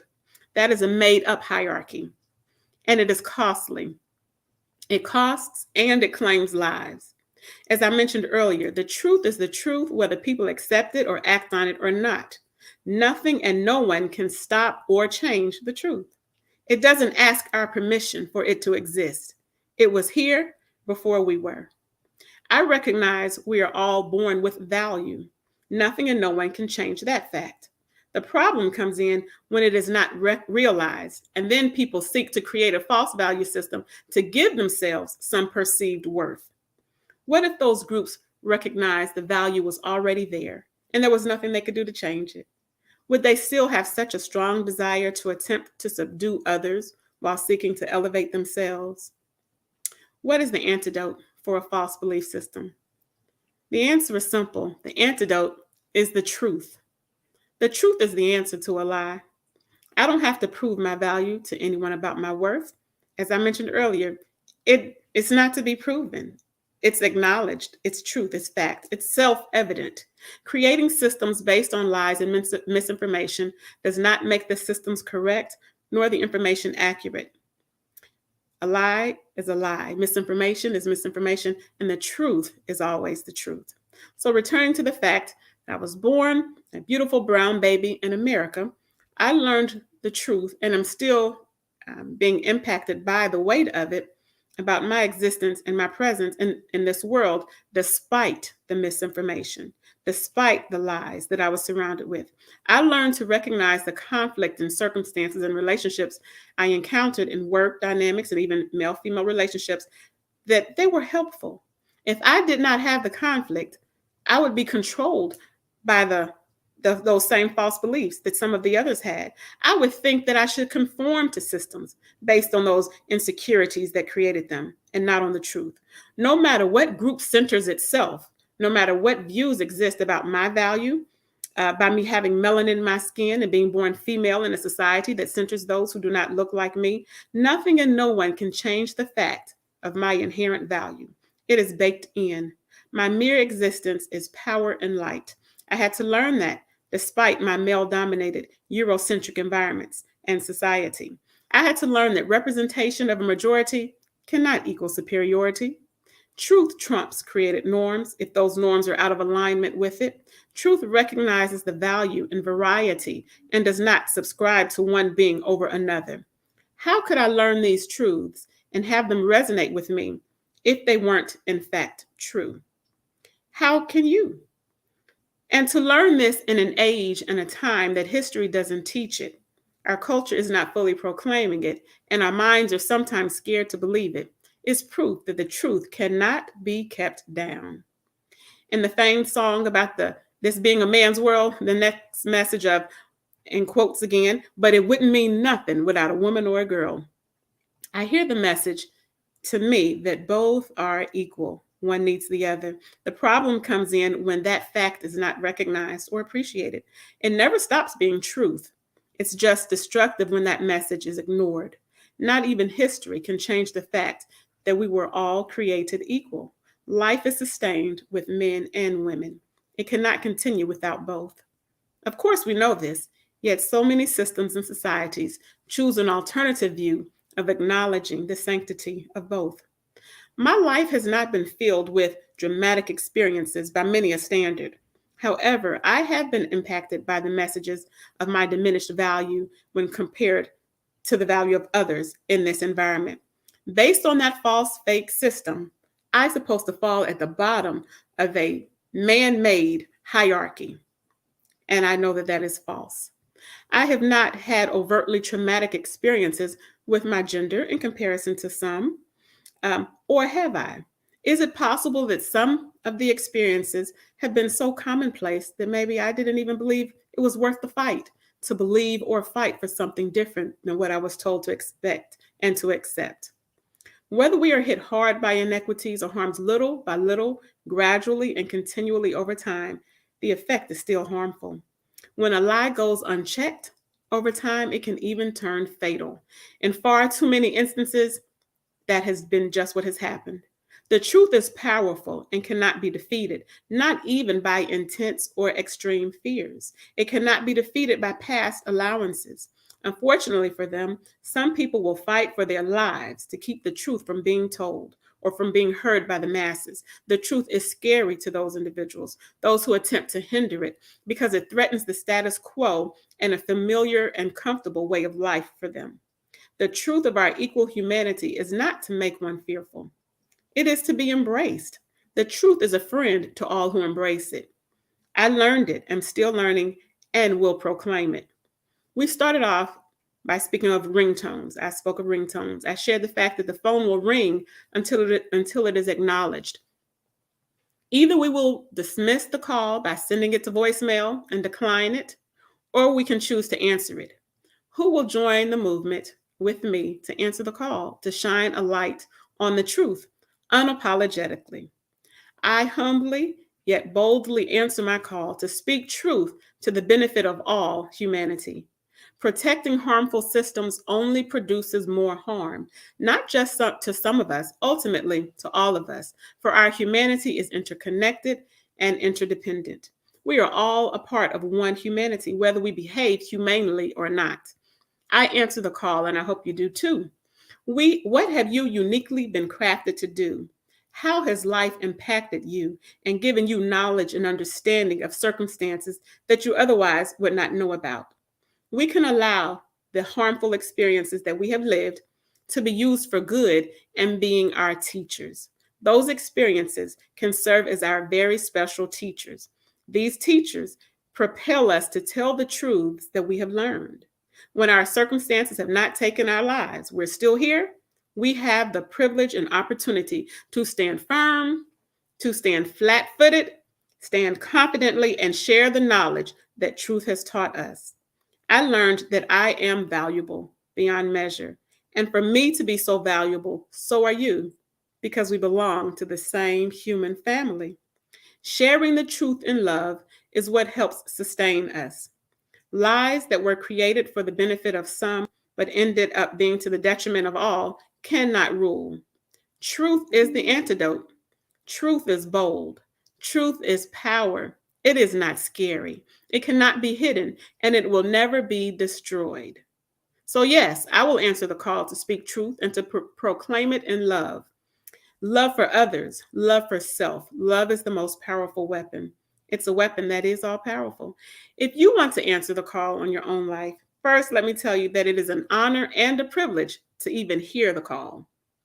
By allowing, by not allowing the noise of life to drown it out or pretending that it is a distraction is first, and realizing your own call. That is the first step. Making sure that you recognize that you do not allow life to drown it out or just pretend that it's insignificant or just a distraction. So to answer, here are 5 steps that I'll leave you with. The first one is get still and be observant. What do you see, hear, or sense? What is missing? What is triggering? What do you observe? Number 2, allow the truth to lead you. What do you know is fair, just, and right? Your answer will always lead you back to something that helps humanity. If you conclude anything else, then check your fears and your influences, because seriously, what is more important than people? Number 3, keep the main thing the main thing. When other situations and circumstances compete for first place in your mind, don't allow them to take over. Keep your focus and stay your course. Keep the main thing the main thing. Number 4, bask in love. Find people and communities that support you. You are worth it. When you find your tribe, they are really nurturing your message and your ministry as they nurture you. Being able to handle the challenges that will come your way require you to first gain the love and support you will need to sustain yourself. And 5, let love rule. Let the love you have for yourself and for your neighbor be what propels you. Because of this great force, people do many things that they otherwise would do for no other reason but for love. If you want to fight, do it in love. If you want to win, it will be love that comes out on top. Be a conduit of love. Answer your call. Thank you.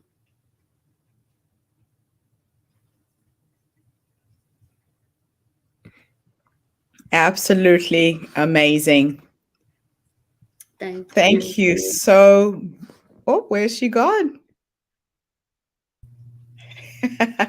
That's me trying to shuffle everybody around this this board. Sorry about that. Thank you so much, Precious. What an inspirational story. Thank you. So much knowledge and so much wisdom that has come through from this presentation. Sometimes you have to walk through the fire to get through to the other side to gain this kind of understanding and then to be able to articulate it and synthesize it and share it the way you did. So thank you so much for gracing us with your presence and being here with us today. It's my privilege. Ruth, any feedback for Precious? Yes, definitely.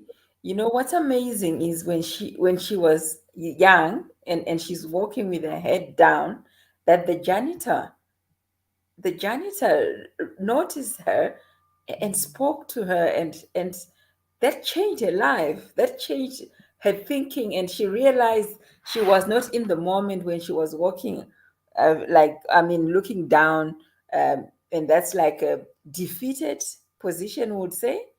And then he saw her and said, what, lift your head, chin up, and that changed, I'm sure that changed your whole thinking. Like, okay, so also knowing that God will place people along your path who speak positively into your life and encourage you, or just give you a word of advice. So amazing. And I love it that you talk about the 5 steps at the end. And yeah, please, do you have a website that where we can follow you, or social pages? You are muted. I'm sorry. I definitely do. Thank you. Yes, I'm on LinkedIn as well, and I have a website also. So yes, I can put that in the chat. But I do Yes, have please that. put it in the private chat so that Gertrude can beam it. But what a wonderful presentation. Thank you so much for that. And like you said, that A lot of times when we don't speak up, the voice is dulled and it's quietened, or the light is dulled. When you don't shine your light, then it's turned off. That's so true. And thank you for that reminder, especially to keep the main thing the main thing. That's it. That's it. And I can Yeah. still see the face of that janitor today. I don't know where he is now. I'm in a different state than where I was when I was in that at that particular school. But it did mean something, and I've never forgotten him. So in my mind, he doesn't have gray hair yet. He's still the slender young man that I saw then. He could be changed now, but his message is not. Somebody recognized me. I was not able to slide through back and forth and be invisible. He saw me, and he wanted me to, in essence, see myself and raise my head. And so, yes, I appreciate that. And like you say, I too believe God places people. He doesn't always deliver us from every situation that we may want to be delivered from in the moment, but we're not in it alone. And there are too many examples I can share of that, and I'm sure maybe you as well, that even when things are tough, we are not alone, because he gives us special glimpses of his love and himself. So that's how I take it, and I definitely appreciated that also. Awesome. Thank you Ruth, so you much. might want to share some of the comments coming from Facebook. And Precious, put your website in the private chat so I can share it with the video so people can get in touch with you. All right. So, Horel, thank you so much. You're still with us. Really appreciate you. You say Happy International Women's Day to all women in the whole world. You are blessed. You are not doormats or inferior to men. The same potential to live an impactful life that is upon men is upon women too. Therefore, a person's gender cannot stop them from living a life of great impact. I truly appreciate you and all that you're doing for boys, teen boys, and husbands. And a special message for you, Precious. He says, Hello, Precious. What a blessing to be loved unconditionally. Let us love unconditionally. Don't let a day go by without making someone feel loved. Thank you so much, Horel. Thank you for that. That is Very nice.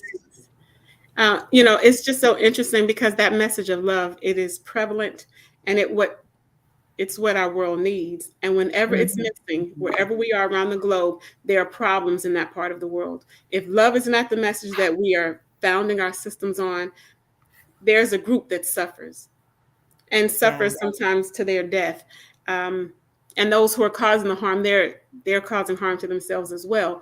But that it just never works. It's what people do, unfortunately, but it never works. So to be able to hear the message of love and how people recognize the importance and choose to promote it, that's part of answering their call also, so that we can promote it every opportunity that we get and that we can create. And what has been your greatest challenge in the work that you do, especially when it comes to the systems, the different systems that are set, where there's classification, there's bias, there's color, and all the different bars and boxes that have been set by systems? Yes, one of the most difficult pieces, well, it's been harmful to watch the effects of them when you can see what has caused it. So you just see the symptoms and people harp on that. And I realize that's so counterproductive. And when I see people's pictures on the news and crimes, and I mean, just the impact, the fallout of these systems, these unjust and harmful systems, that is difficult to watch. But what also is very difficult for me in this work, or it has been, I'm working on that, is you can't help everyone, and there's so many people who may not even want to be a part of what's right and what's good. And so realizing that when the work is really much larger than the amount of people that appears that you have to do the work, that can be overwhelming, that can be big, until you realize you are here for who you're here for.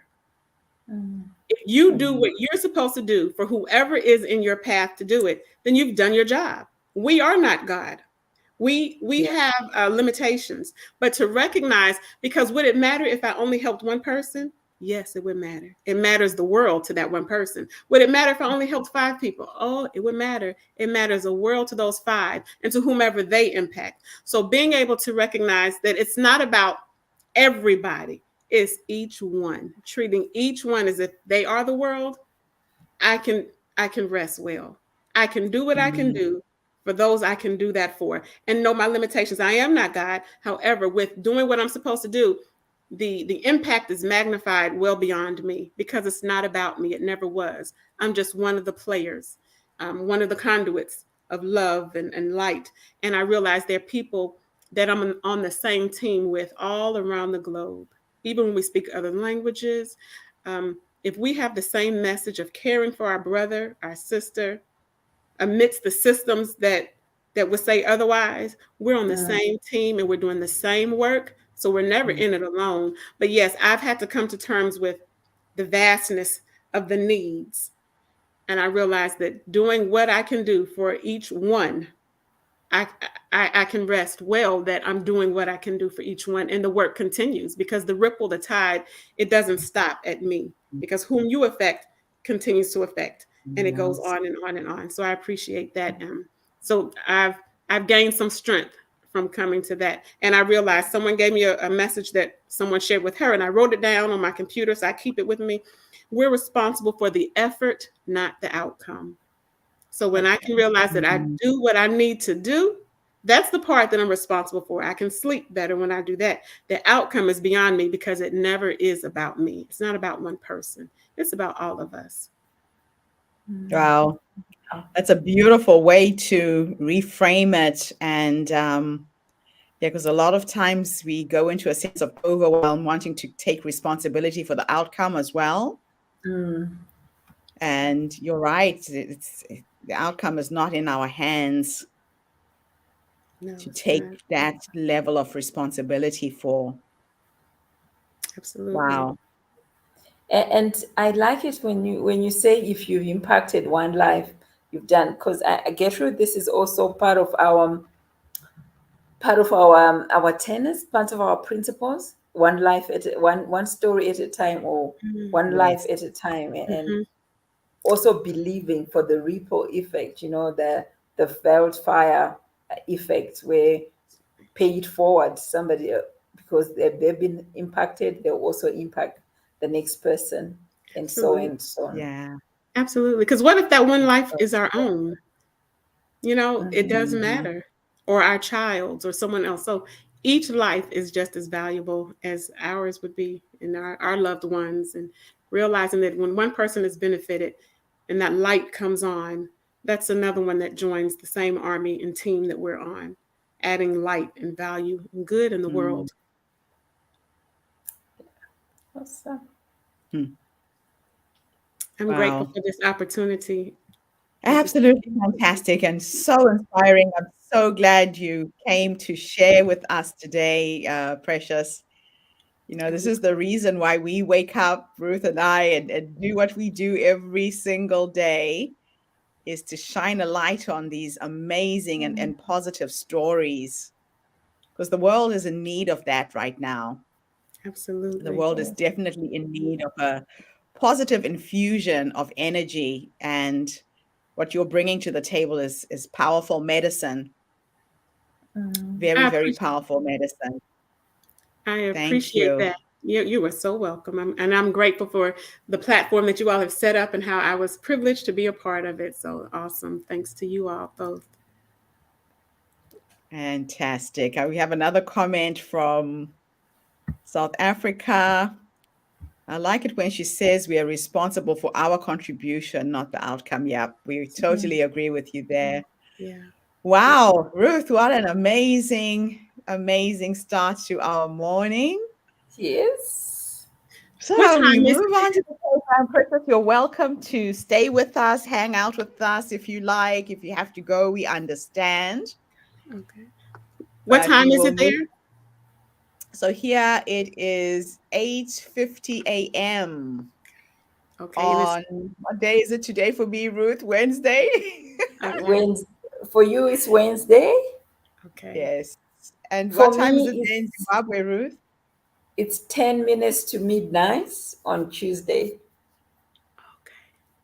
And Ah. what's your time, Precious? We're in three It's, different places in the I world. know. What time is it there? It's 3:50 in the afternoon here in Louisiana. Okay. And Ruth, I know that you're not feeling too good today. So if you need to go and get some rest. We need you recharged and fresh for tomorrow. Thank But you thank so you much. so much for helping us to hold Thank space for you. these beautiful stories this morning. Thank you, sis. Bye, Take care. everyone. I'll see you all Bye. tomorrow.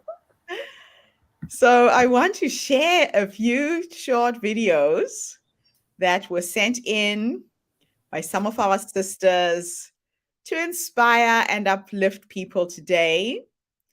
I recorded a video in response to International Women's Day theme, which is End the Bias. I'm going to play that first. And my presentation is entitled Dear Men. I'm addressing all the men in the world. So here we go. So Precious, you can hang out with me if you like. We will have a little catch up after each video, okay? Okay.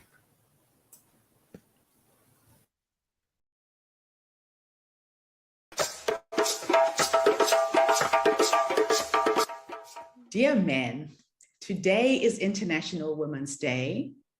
And as we celebrate and recognize the contributions of women worldwide, we ask you to accelerate action towards gender parity.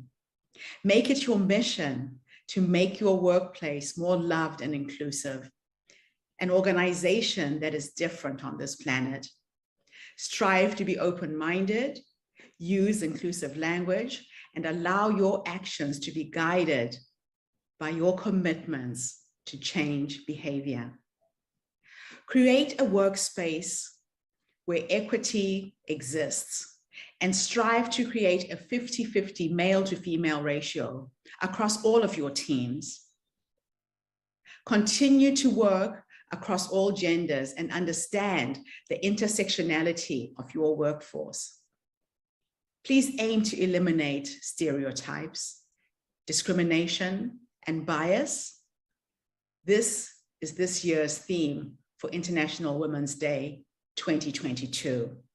So break the bias. We are here calling on you to see that I am your grandmother. I am your wife. I am your mother. I am your daughter. I am your niece. Dear men, in a world of abundance, why can we not share? Why can you not pay me for the job I do here? I get to work at 8 and sometimes finish late. I put in the hours, so why the bias? Dear men, break the bias. Make sure you hire us. Give us equal pay as we deliver what is required every day. Infuse your organization with a feminine energy. Our gentleness will lace and diversity embrace. To create a better world and change the human race. Dear men, we ask you this. Will you call out gender bias, stereotyping, and discrimination when you see it?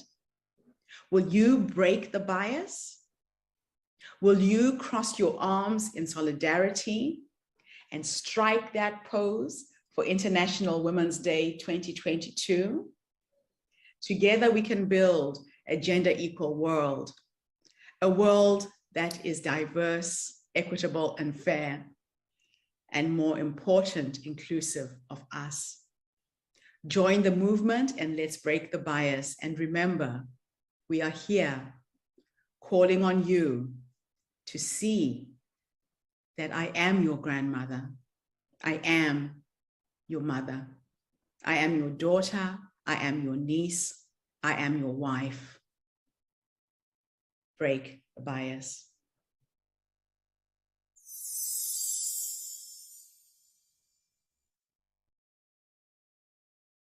So that was a short little video that I shared, really wanting to speak to the hearts of men to level out the playing field for women in the workplace, to level out the playing field for women in the venture capital startup world, where only 3% of all revenue generated for new startups goes to males and not females. I'm going to share an inspiring poem that was shared by one of our sisters. Again, an amazing young woman who has just the most amazing way of articulating her vision and her mission, talking to the world in terms of gender bias as well.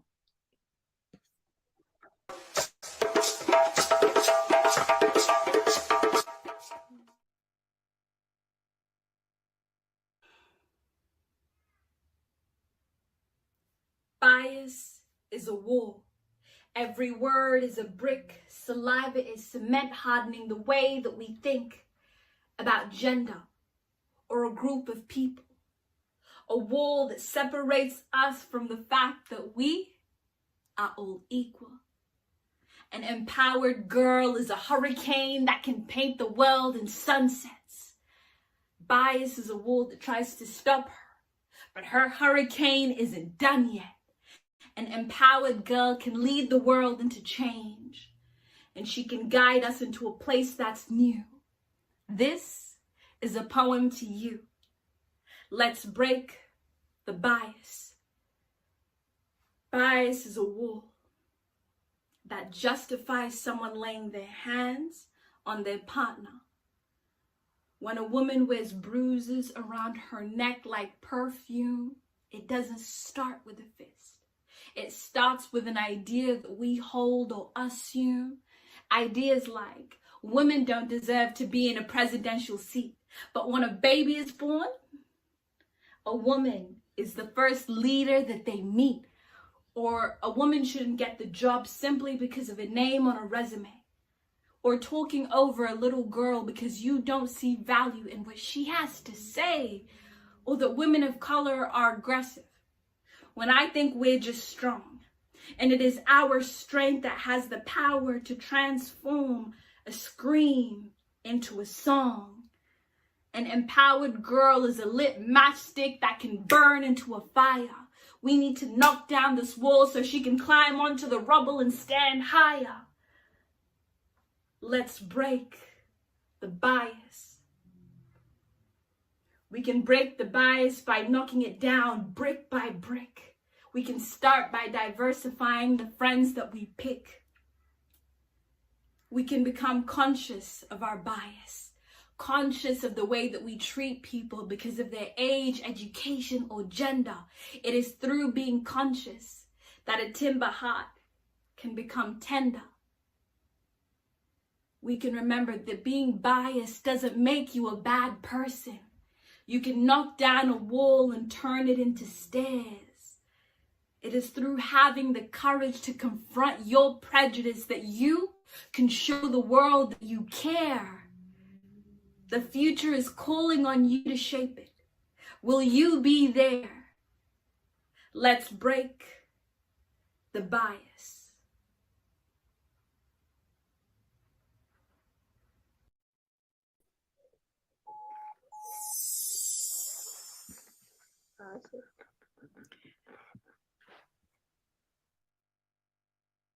Hold on. Hello. So that was Break the Bias. And now I'm going to introduce the first male speaker for the day. Philip, thank you so much for being a part of our movement. When I met Philip, he was online on LinkedIn, and I'm going to read his bio after we have watched his presentation. I really appreciate you being a part of our movement. We need more men to be stepping up into this space and sharing who they are as well.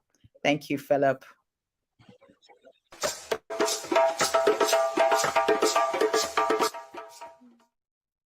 Well, good morning or good evening, and congratulations on International Women's Day. My name is Phil Robertson, and I am the founder, very proudly so, the founder of Saving Brothers. What is Saving Brothers? It's an international platform that I've been building for some 18 months now, which really focuses in on the male journey. Men, we are complex creatures. I think for ladies around the world to try to understand how we operate in our minds, in our psychology, can be quite challenging and very, very frustrating at times. I myself, like Gertrude, has been on a cancer journey. At age 47, I was diagnosed with prostate cancer, and that presented not only emotional, but also some significant physical challenges for me. 2018 saw the end of my long marriage after 22 and a half years, and I went through a lot of challenges, a lot of guilt in dealing with feeling that sense of abandonment of my two sons, the guilt of leaving a marriage that perhaps some years before, upon reflection, one would have thought it had run its time, its journey should have finished then. It's very hard to leave a marriage, isn't it? When you do have that sense of responsibility as a parent. So there I was in 2018, June, having just left marriage, really feeling extremely challenged and very, very lost. And I ended up doing a course on the Gold Coast in Australia called the Brand Incubator. And it was really about pinpointing your purpose. It was in the area of digital marketing. And for me, I thought I wanted to be, at the time, what I would call a digital rock star. But alas, the 3 days spent with people from all across the globe in a room of 25 strangers who were all seeking their purpose in life, I came out of those 3 days perhaps a somewhat changed man, confused still, but certainly inspired about what my potential purpose could be. It was at that point I started to realize that I needed to be more than just another guy collecting stuff, toys, nice houses, trips, trinkets. But in my heart, they didn't really give me a sense of peace or real inner satisfaction. And I started to contemplate my vulnerability and about really what was my life's purpose for. And I started to look at who would in fact come to my funeral. Would anybody care after I was gone? I also felt, I wonder what my sons would think of me. Would they be proud of me? What was my legacy? And these were things that weren't necessarily overnight thoughts, expressions, but certainly over the next couple of years, I really became extremely challenged around my sense of identity in my early 50s. I'm now 54. So going through a very messy divorce, not living with my children since 14 June 2018, has been extremely difficult.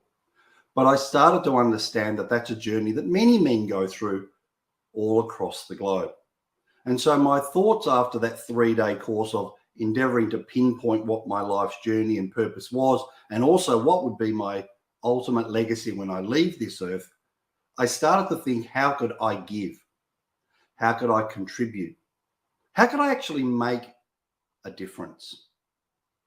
Sometime later, the idea of Saving Brothers came to me, really at a function that I attended with some other men. In fact, about prostate cancer was the purpose of the function, and creating awareness. What I'm about to share with you is I went to a great grammar school here in Melbourne, Australia. So I had privileges and opportunities that my parents worked hard and sacrificed a lot for. Since leaving school, though, I started, after that 3-day course of pinpointing my purpose, or what was termed the Brand Incubator, I started to reflect upon 4 gentlemen who, since I'd left school, had taken their lives. I know a lot of other men that have taken their lives.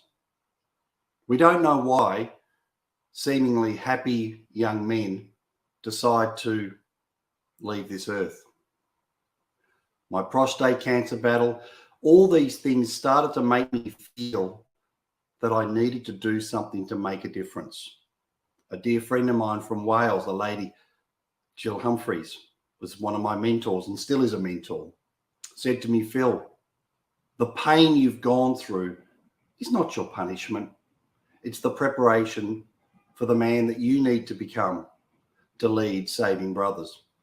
And so ultimately, after a conference in Cape Town, South Africa, a mastermind conference, I had the courage, and I really did mean the courage, because there were people that were attacking me, supposedly close friends, who had said, what right, Phil, have you got to try to help men? Maybe you'll do more damage than good. You're not qualified. And that really did mess with me emotionally, mentally. But eventually, sometimes you've just got to step into your purpose, haven't you? You've got to find the courage. But you've also got to be true to yourself and live your own journey. After all, you've got to live with yourself. You're the one that's got to look at yourself in the mirror every day and say, do I like what I see? Am I comfortable with that person? And ultimately, Saving Brothers was born. And so really the last 18 months has been me personally funding the infrastructure, the dream, the concept of an idea of men all over the world coming together as a collective, regardless of race, colour, sexuality. We want to stop discrimination. We are all the victim, in a way, of our birth, the accident of our birth.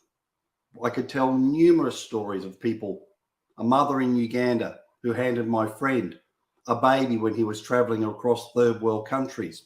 She handed him this baby because she felt that he was a white fella that could perhaps give that baby a chance at life. He was actually in the back of a truck travelling between villages, and when he went to the local medical centre, the mother had actually said, rather the medical profession rather had said, you know, this is the third time this has happened. This baby has polio. And because you are a white man, the baby's mother felt maybe you were its best chance for survival. We see what's going on in Ukraine at the moment. These people have not asked to be in that beautiful country, but they are the victim of circumstance. And so Saving Brothers is about validation of people all across the world, for men to say, you matter. And that is our tagline, you matter. Every person's life is important. What we wanted to do was help men reclaim the sovereignty over their health. Unfortunately, men are not great when it comes to looking after both their physical and mental health. The younger generations coming through are getting better at that. But people at my age, in their 40s, 50s and 60s, traditionally seem to have this machoism. It's almost like you could pour a little bit of dirt on that sore, it'll go away. But it doesn't go away, does it? These things fester. One of our doctors who has been involved with Saving Brothers, Dr. Rebecca McGowan, had said, let's help men across the world reclaim the sovereignty over their health. Think about that. What does that mean? You see, unlike women, women are incredible. They go for pap smears. They go for mammograms. They just do it. Unfortunately, us men, we don't. It's like you have to wait until it's almost, well, I use this one, until your leg's about to fall off is before a man will go to a doctor. Unfortunately, we're not very good at being proactive with our health. And so at Saving Brothers, I've taken it upon myself to make it my mission, my legacy, to encourage, to shape and to help men. I'm investing all my own money. We don't have investors. And I don't say that to impress you. It's more perhaps to impress upon you the importance of the journey. And part of the reason I haven't taken on investors really is I didn't want people to dilute my vision. Saving Brothers has a program called Keep 5 Alive.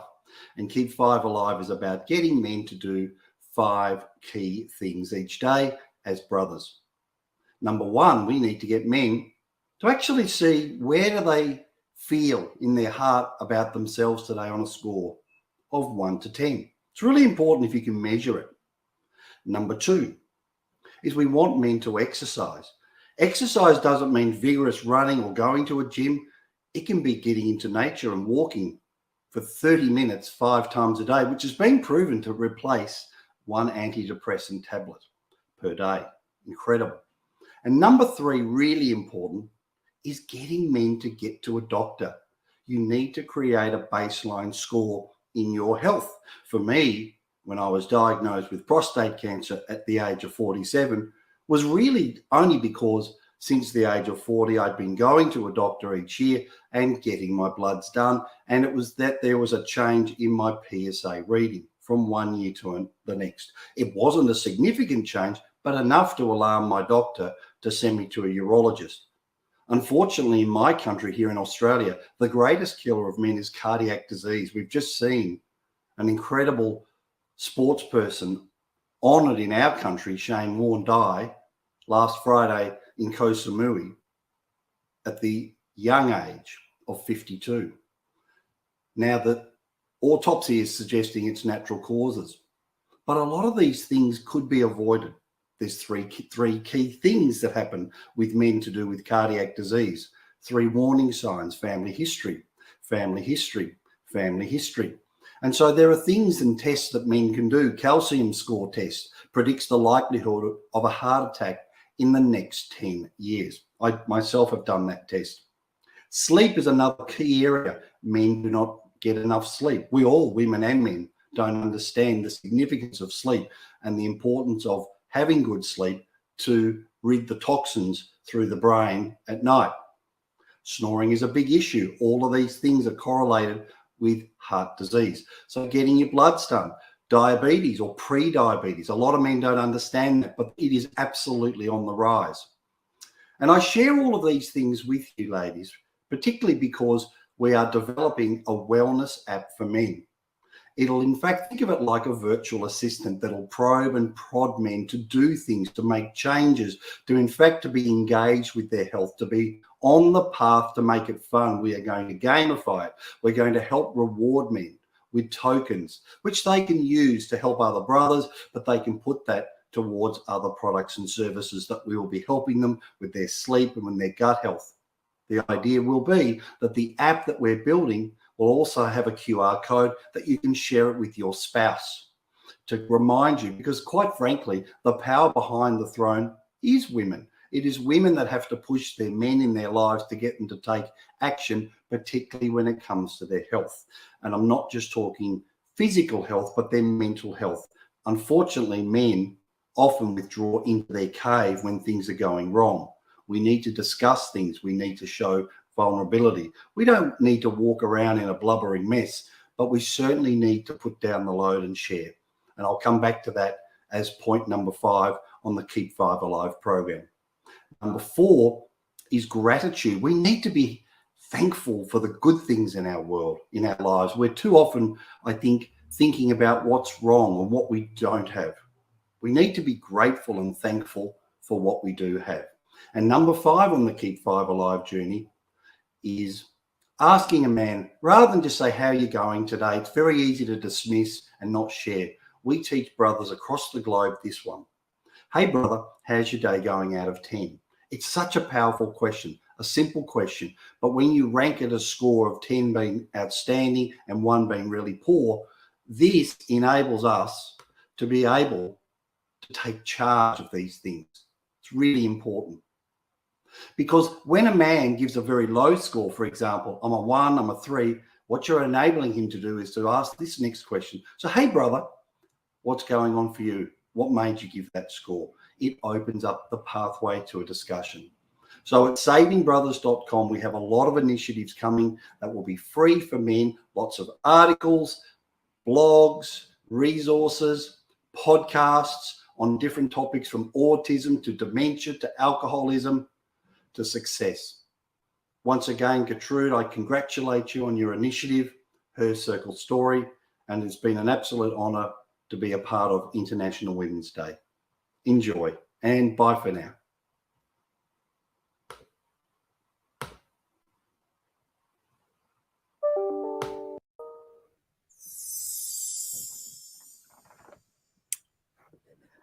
Thank you so much, Philip, for your amazing presentation and a real reminder to all of us as women who are married, who have sons, that there is another side to the equation with our men folk taking care of themselves. What you're doing with your organization is incredible. Reminding men to remember to go and get their medical checkups, to take their medication, to exercise. I think the biggest take home was that how are you feeling on a scale of 1 to 10? Thank you for your work. I think a lot of women also need to realize that men are just as vulnerable as we are, also in need of that support that you are lending. So when I met you, I felt like I was meeting a brother from another mother. Absolutely love what you're doing. You have my support, and I can see us in collaboration with other projects going forwards as well. Thank you so much for that. With that, I'm going to share a couple of more inspiring videos for International Women's Day. Like I said, all of you out there who are enjoying this day, we already did it yesterday, but I'm going to share with you more amazing videos from messages that have come from women from all over the world. So Faith, thank you for your message coming from Australia.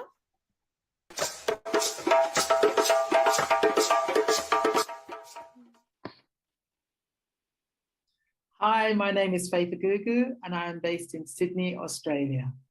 Happy International Women's Day. As I reflect on this year's theme of Break the Gender Bias, I'm also reminded that as a woman of colour, I am accustomed to being marginalised. I don't welcome it, I don't particularly like it, but I am used to living in that intersection between sexism and racism. And doing so, I've found that gender bias tends to be slightly less aggressive than racism. But I do believe in terms of gender bias, the women have a big part to play in breaking this bias, in the way that we support each other, in the way that we champion each other, and making a commitment to create space for each other to succeed. To that end, I strongly believe that we as women hold the key to breaking the gender bias.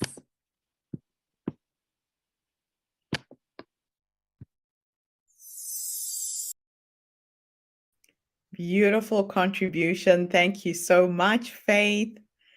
Wonderful to have been able to share International Women's Day with your community yesterday. It was a fantastic day. I was busy juggling, going from one event to the other. And I almost lost my connection because I was working on my cell phone data to be able to chime in and be with you and your community. But yesterday was a fascinating day. I absolutely loved every single minute of it.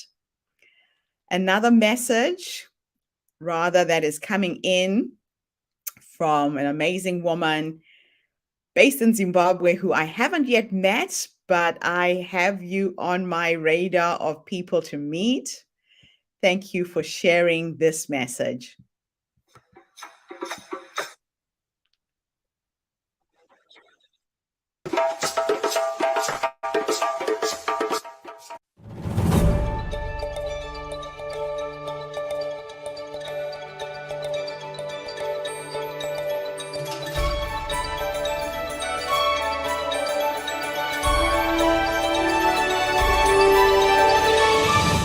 My name is Sandrila. Hi, my name is Emily Nemapade.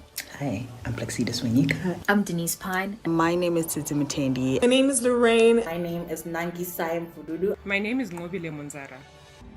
Dear women, this is a tribute from me and from all the women in this video to all women and all men all over the world.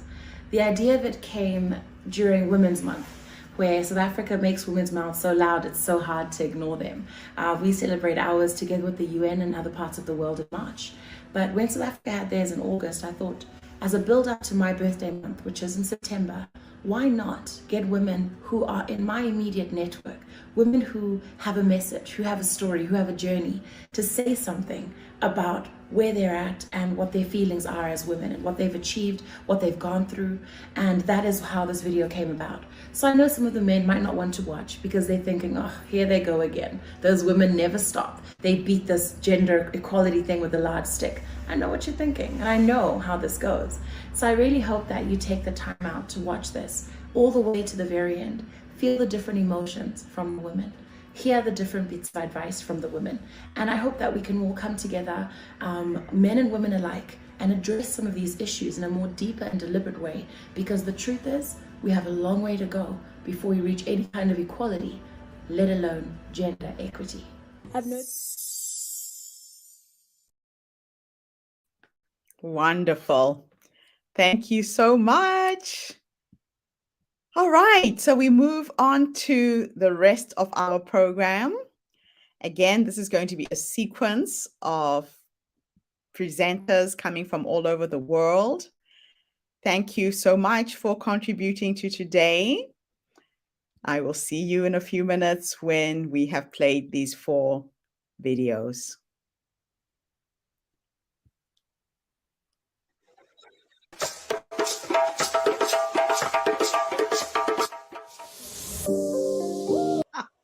Well, thank you for having me. I feel very honored to be here. And it's just, you know, it's a humbling experience. I love it. I am Miss Freddie. That is what I'm known by my musical stage name.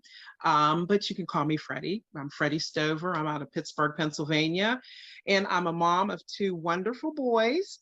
And I'm a nurse, surgical oncology. That's what I do. That's my trade, 34 years of nursing. And I'm a musician. I'm the singer of 2 of my own bands for 25 years, and I am a proud 63-year-old going to be 64 next month. Wonderful. It's great to celebrate life, right? Yes, absolutely. So tell me, where does your story begin? My story begins, it's so many avenues, branches of it.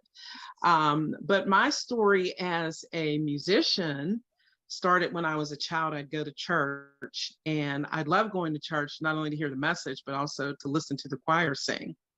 And as I became older, I started singing the choir. And then fast forward, I started singing my first blues band, and I loved it. My mother listened to blues. Both my parents were from the South, and my mother listened to blues. My mother and my father listened to country. I couldn't stand it. I couldn't stand neither one of them. But I grew up to appreciate it. And then after that, you know, being the mother of a single child, because it was just me and my oldest, I had to figure out something. One day I woke up at 25 years old and I said, I got to get myself together. I can't party for the rest of my life. You know, it's me and my son.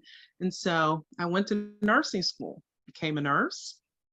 And then the music followed. And then I had another child.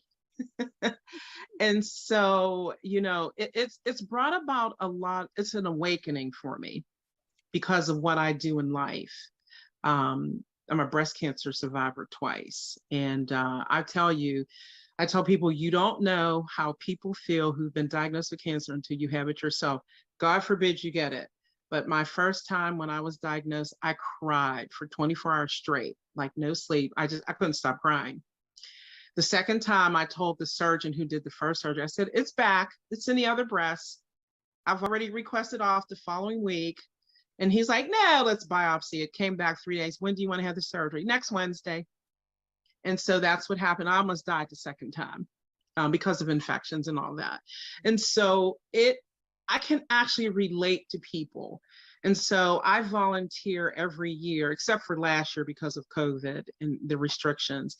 But I volunteer to, you know, sing to raise awareness. And for the Breast Cancer Foundation here in Pennsylvania, it's a national foundation. And for autism, my youngest is autistic. That was a challenge for me.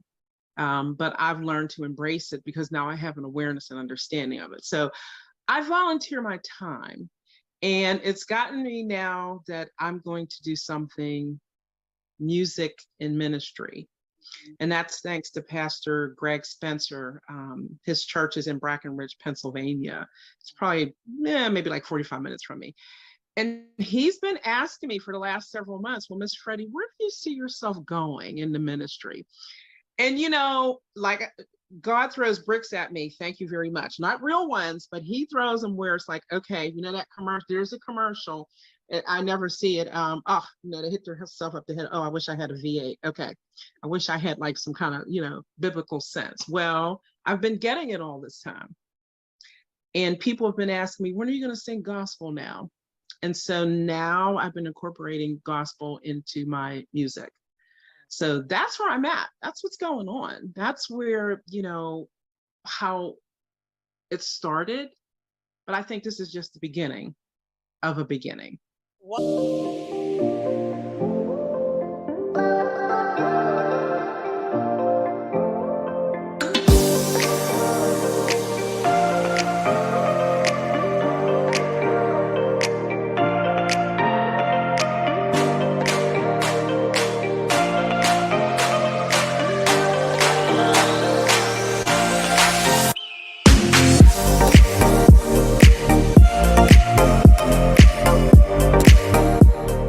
Hi, Gertrude. I am so excited to be here. Thank you so much. My name is Bree Salzman.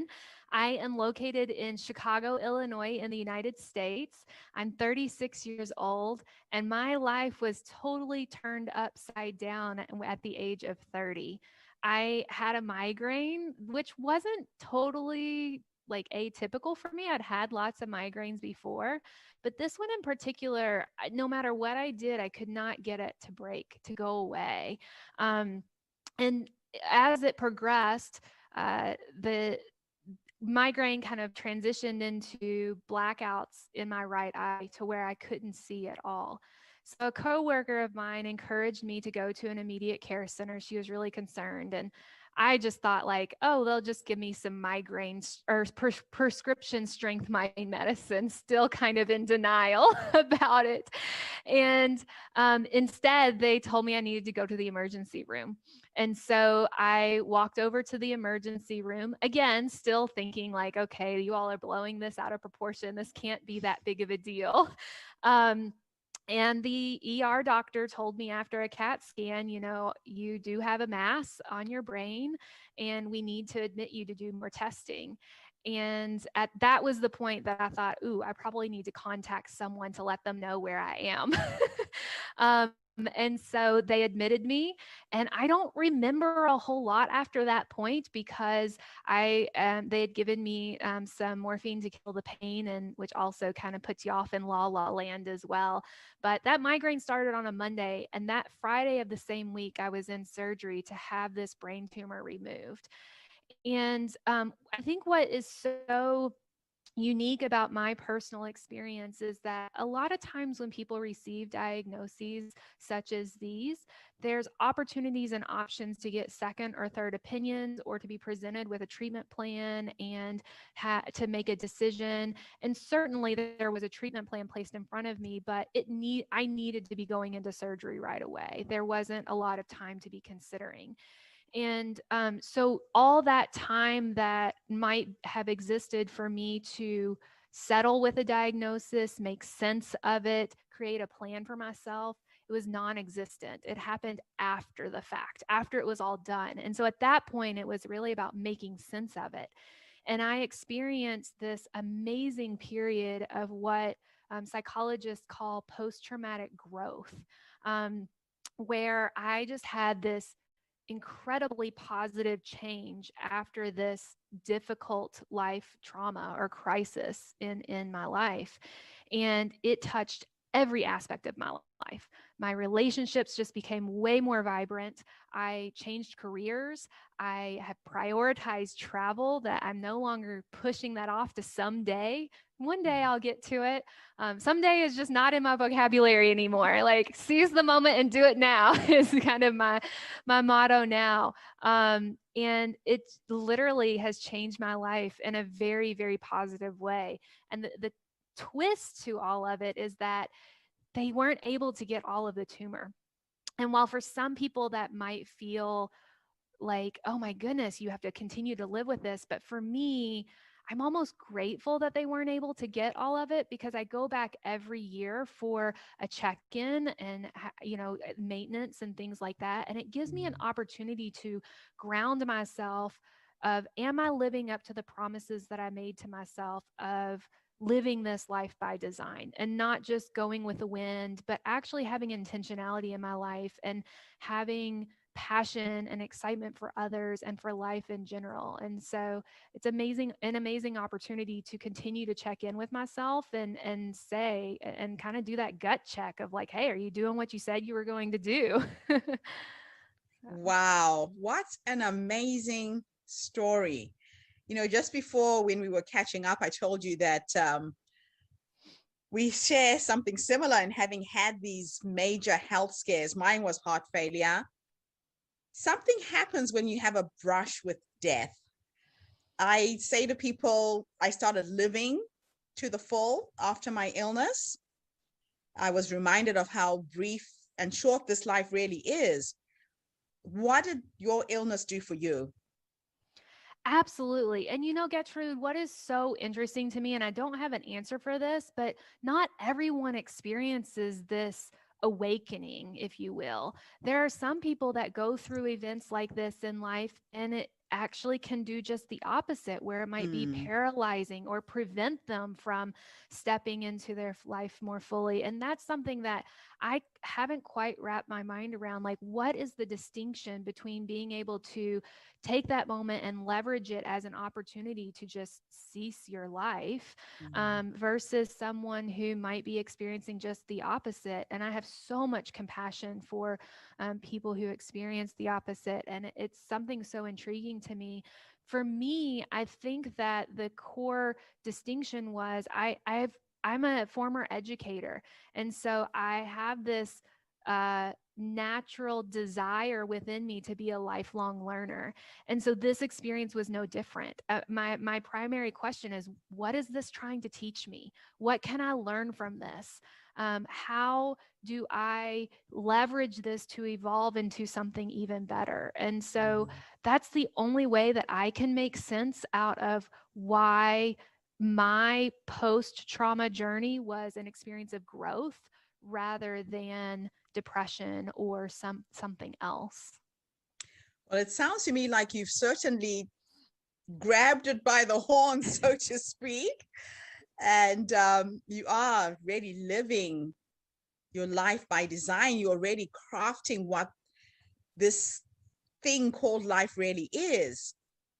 So if you were to go back to the younger you, that moment when you got this horrible diagnosis, a lot of people will jump straight into fear, and then the fear consumes them, and then the disease consumes them, and they buy into the story. You didn't seem to have done that, and you've still got some remnants of this in your brain. What conversation would you have had with the younger you based on what you've learned up to this point? It's so interesting because as I'd mentioned, I don't remember a whole lot of being in the hospital and the surgery itself, but my sister was with me, and she has shared with me that the nurses and doctors and the staff always loved coming into my room because I was always like, it's no big deal, it's gonna be fine. And I was always laughing and making other people laugh, and I had no idea what was really going on. But I would just look at that younger self and that younger version of me and just say, keep doing what you're doing. Like this way of living and looking at life is infectious to others, and others need to see this example. They need to see that this is possible. Oh, I love that. That is really exquisite. It is about other people seeing you as the possibility. And it looks to me like, your family life has been more enriched because of the experience. Everything that I saw in terms of me cyber stalking you online, family is a huge priority to you, correct? It is, yes. My family is very important to me. And I am very close. I have 3 sisters, and I'm close. I'm very fortunate to have a great relationship with all 3 of them. I love them dearly. We ironically all live very, very far apart from one another. Like, we can't just drive to see one another, but we somehow always make a point to stay connected. We have a sisters weekend every year. We fly to visit and travel with one another. I mean, it's kind of interesting. We've also made jokes about, like, for being so far apart, we see each other more than we did when we lived in the same town together. But it does. I mean, it really, going through something like this just brings a crispness to what is important. There's not that there's no gray area, but that gray area just becomes so much smaller, and you can just see so clearly and make decisions about, this is in alignment, this is not in alignment. And be firm in those decisions because you know it's right for you. And my family is one of those things. It is right for me, and it feels so good to be connected to them in this way. Wow, that is absolutely wonderful. Now, you've written a book, and you are now helping other people, navigate these challenging experiences. Let's talk a little bit about your book. What can people expect? Yes. So as I was going through this journey myself of post-traumatic growth, I just had so many people coming to me saying, you're such an inspiration. Like, I want to live my life like that. And not in the way of, like, I want my life to look like yours, but I want to live my life in a way that feels like truly integrated and in alignment with my values and my vision. And I want to have a zest for life, whatever that looks like for that other person. And I just thought, I don't know. I don't know if I have a book in me. But over time, as more people were coming to me, I thought, you know what? I could really take my experience as an educator and craft a workbook rather than me writing a book, giving you all the answers, telling you here's the 5 steps to examine your life and live by design and all of these kinds of things. I thought, no, I don't have the answers. I don't know how you should live your life. But what I can do is I can create space for you to explore that for yourself. And so that's what the Examined Life Workbook does. It is a true workbook. So there are activities, you're journaling, you are digging into the depths of who you are. And then you're looking to the future of, who do I want to become? And then the very end, we actually take that and put it into action. And I think that's sometimes the toughest part for folks, because we have this natural desire to do, and, like, let's fix it, let's problem solve. But where the largest transformation occurs is when you can sit in that space of, who am I? What do I want to become? And then from that place, design your action with intention that's going to connect those two. That is just beautiful. Absolutely beautiful. Yeah, I think we go through the challenges that we go through in life so we can become teachers, correct? Oh my goodness, yes. So every single moment was worth it. 1,000%. Yeah, you are really the light at the end of the tunnel for somebody else who's going through a similar experience right now. And what I'm really hoping with these interviews is that as people watch us online and they hear all these amazing stories, you've set an example of what's possible. That is just awesome. And so journaling and writing down things every day, how did that help you? Well, first, I mean, I had to get really honest with myself about, who am I really, and not what does society expect of me, or what does my family expect of me, or what does my spouse or partner or friends or anyone, but what do I really expect of me? What do I want for me? And that's tough because we are always getting so many messages externally. And so to clear out that clutter and really listen to the voice that is within me, that was the biggest challenge for me in the beginning, because I had put that voice away. I didn't even know the voice even existed anymore. And so to discover that again, and then learn what do I do with this? There's power behind this voice, and how can I leverage that in a way that lifts others up and has a wider impact. And so that has been the transformational experience for me, is to be able to see this ripple effect. I have these examined life workbook groups where we actually, in a small group, we do this work together in community. And we just finished one last week, and one of the journeyers shared, I've experienced this growth, but more importantly, the people around me are also experiencing this growth. And Gertrude, that's like a dream come true for me, that people who are not even working directly with me are impacted with it because of that ripple effect. And that is, I could have never imagined that. It just gives me chills. I love it when you give yourself chills. It means you're on the right track. Yes. I always say I'm always shooting to blow my own mind. Bree, it has been an absolute pleasure talking to you this morning. Thank you for the energy and the life you bring into the world. Oh, thank you so much, Gertrude.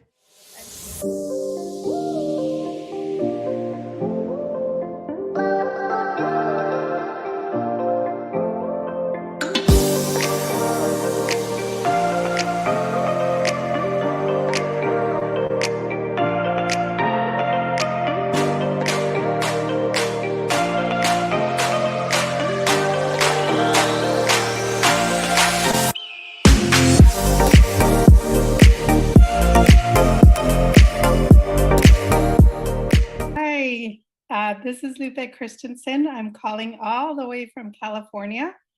It's great to see you, Gertrude. Thank you for having me. It's a pleasure to be here, and it's a pleasure to be part of this group. Amazing, amazing tribe that you have built. So I'm based in California. I am 53 years old, and just so you know, I hardly share my real age, so I always take off a few years. However, I am 53. So my story actually begins with my courageous mother. So the setting is in Mexico, and it's 1970s. She's a beautiful young lady who marries into a very, very wealthy and a well-to-do family in Mexico. Her new husband is sort of a golden boy type of a man. He grew up in a wealthy family with servants and a father who was in politics. He was actually the commissioner of the small town they grew up in. So she married very wealthy. And after 6 kids, one night on Valentine's Day, her father-in-law, who it was my grandfather at the time, was assassinated. So they were forced to leave the town because the people who assassinated my grandfather were looking for my father next. So it was a family rival. So they left town. They left everything behind. They left land, businesses, money, etc. And my father did not know how to cope with the loss of the father, the loss of the wealth, the businesses. And so he started drinking heavily, became an alcoholic, and couldn't really come to terms with the current situation. So my mother and my grandmother at the time decided that perhaps he should seek treatment, medical treatment in the US. So they organized a trip for him here in the US, and he had been here in the US many times already. So he left 6 kids. My mother, my grandmother in Mexico came out here, and 6 months later, they still didn't know his whereabouts. So my mother decided that she would come to the US to look for him. She was alone with the kids, and my 2 older siblings were, in their teens already, and she thought that they need the father, right? They need a father figure in their life. And so she came out to the US to find my father. 7 years later, the rest of the family migrated to the US. That includes myself. I came to the US when I was maybe 8 or 9. I can't remember that far back, but around that time. When I first came to America, I found our little home in the Central Valley to be just a beautiful paradise, very green, luscious, lots of flowers. I was introduced to fabulous food like peanut butter, Wonder Bread, which was my favorite. And I was then enrolled in school. I didn't know how to speak English and didn't understand, my environment, the culture, really didn't understand a lot of it. Everything was new to me. So we were enrolled in school, and everybody was different than me. I was, well, now I have my hair a little light, but back then it was a little darker. And I felt like I was the only Latina in my classroom. My teacher had an assistant teacher who spoke Spanish. And so she used to translate everything the teacher said to me. And I asked her my first day when I was in school, I asked her, what did my teacher say? I was just in love with my teacher. She's an older lady, beautiful Caucasian lady with, gray hair, a bun, very nice looking, very clean and tidy. And so I asked her, what did she say about me? And she said, well, she is glad you're here. She likes that you're clean, even though you don't know how to speak English. So that kind of stayed with me for a long time, and I still struggle with that because, I mean, it's true, it was true, but for some reason, it just really, it resonated with me, and I think because of that, I still struggle with the language. I know how to speak the language well, but in speaking situations, that comes back to my mind that I don't know how to speak English. So anyway, going back to school, my parents picked us up one day, and they had already packed everything from this little paradise that I came to know, my first home in the US. They had packed up all our belongings, and we were headed to Lodi in Stockton in California, and didn't understand what was happening. And we got to this campground and unloaded our belongings. And we were told we were gonna spend the summer there, part of the summer there, picking cherries. So we started picking cherries. We were there maybe 2 weeks, 3 weeks in Stockton and Lodi, and started early mornings, probably 4 a.m., got up early. And this was early May. So we left school around the beginning of May, before school was out. So found myself in the wet, cold fields early in the morning, carrying, 12-foot ladders made out of wood, very heavy, and climbing up and down, picking cherries. And when we finished the cherry season in Lodi and Stockton, we went up to Idaho and Washington. So in Idaho, we did more cherry picking. We did other odd jobs like onion, like I can't even remember what it's called, but it's picking onions, chopping onions. And some other, what was that called? We were out on the beets, the beets fields, and just using a hoe to cut the weeds out of the around the plants. So we spent our summers doing that, waiting for the apple season to start in August in Idaho and Washington. And while we waited for the apple season, we worked in a corn cannery. Now I was too small, 8, 10 years old to work in a corn factory, but I think I might have been 14 when I started working in a corn factory. We did that maybe for a month. When the apple season started, we quit that job to work out in the fields picking apples.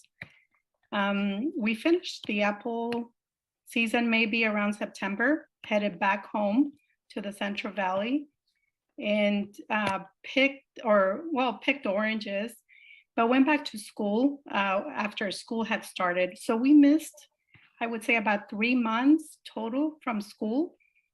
And, we worked really hard. At least I did. I worked super hard to catch up, but my GPA suffered the entire time I was back in school. Even though I worked super hard, it was just to stay afloat, really, never superseding anybody else, never really showing my true potential, because I was always playing catch up at school.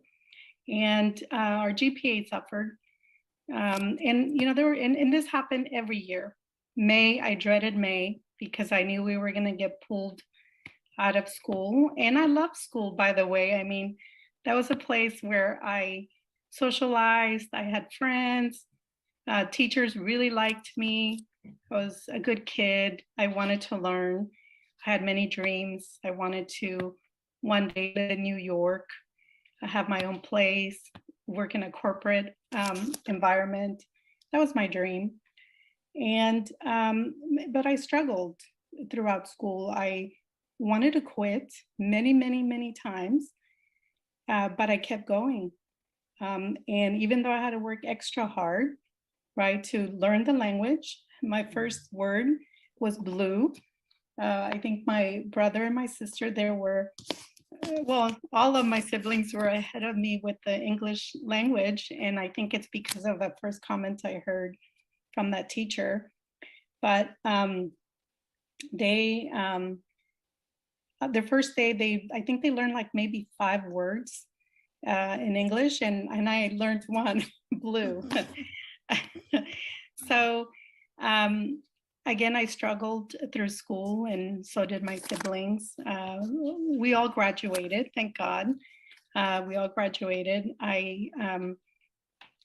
Shortly after I graduated, I went to a community college.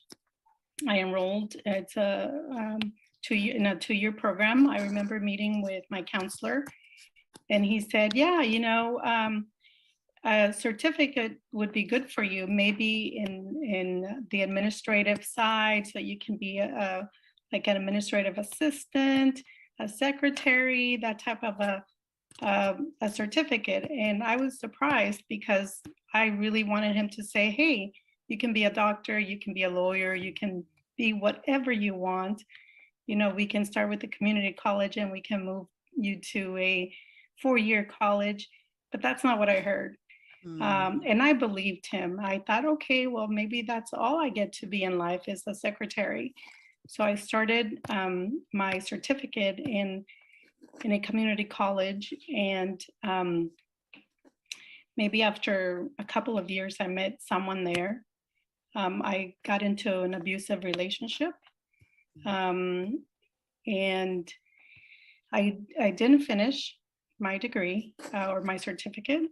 Instead, I started working. I got a job at this local factory called Lewis Ridge. I was like a trainer's assistant, and moved in with this this abusive man. We moved in together, and I was in that relationship for maybe, gosh, it's probably longer than 2-3 years, but it was for a while. And one day I had worked late, a little bit late at Lewis Ridge. I was working Monday through Friday, and I didn't want to come in on the weekend, so I decided to stay late one day, Friday, to come in early Monday morning and do some training with new hires. When I got home, he opened the door and he punched me in the stomach and said, "This is just in case you're pregnant," and dragged me through the living room by my hair and my clothes and hit me again in my face and kicked me and threw me into the bedroom, locked the door, and he wouldn't let me out. I had blood coming out my nose, my mouth, and my eye was bulging already. At that time, I was in the bedroom, and he wouldn't let me out. So I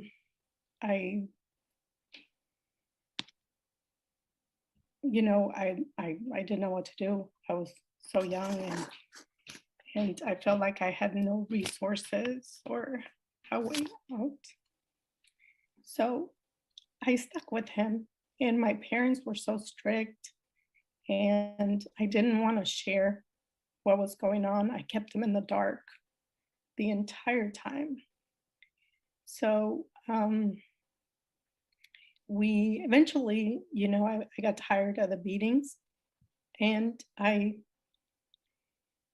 called the police, and they gave me advice. They provided me with resources, but again, I stayed with him because of my family. I felt ashamed. I felt embarrassed, and I finally decided to leave him, and I went back home to my mom and dad's. He came, and we decided to get back together. Not sure why. And so it was working out fine. And one day we started to argue, and he started to chase me. By this time, I was already, a little bit smarter, and I was fighting back and hitting back and running away. And so I ran out of the house. We were living in this house right next to my mom's house. And I remember she was home, but nobody else was home. It was just her in her little house, and I was next door. So he started chasing me around, trying to hit me. I ran out of the house. He managed to throw some punches, hit my face, my stomach, my back, just wherever he could land a punch. And I remember screaming and coming around the backyard at my mom's house. My mom came out, and she said, "What's going on?" And he was irate, and trying to punch me. My mom picked up a chair, and she tried to get between us. He then tried to, he reached out like as if he was going to strike my mother. At that point, I realized that that's it. That's it, right? He can do whatever he wants to me. He can hit me. He can punch me. He can pull my hair. He can do whatever he wants to me, but no one lays a hand on my mother. So I took the chair down. Somehow I managed to take the chair away. I pushed him away. I called the police, and they came. And so one of the police officers that came was a lady, and she pulled me aside and she said, "He's never going to change. You need to act." So she gave me advice. She said, file a restraining order. We'll take him into custody, by the time he's out, you'll have a restraining order against him and he will not come near you. So I did. I had the courage at that time to file charges. And I went ahead and filed for a restraining order, and he never came around again. And so after that, I decided to go back to school, finish my education. You know, it's a dream I had since I was little, right? To go to college and live with roommates, go to New York, live for a corporate, work in a corporate job. So I enrolled myself in college, went to school a little longer than expected. You know, I had a lot of trauma I had to overcome.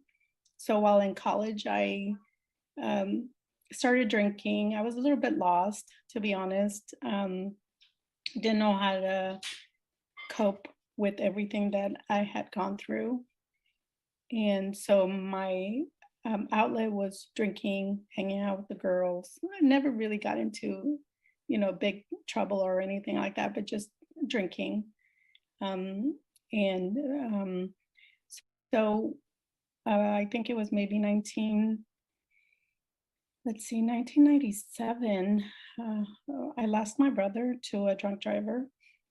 And at that time, it was an awakening for me. I stopped partying. I graduated from college and I moved to the Bay Area.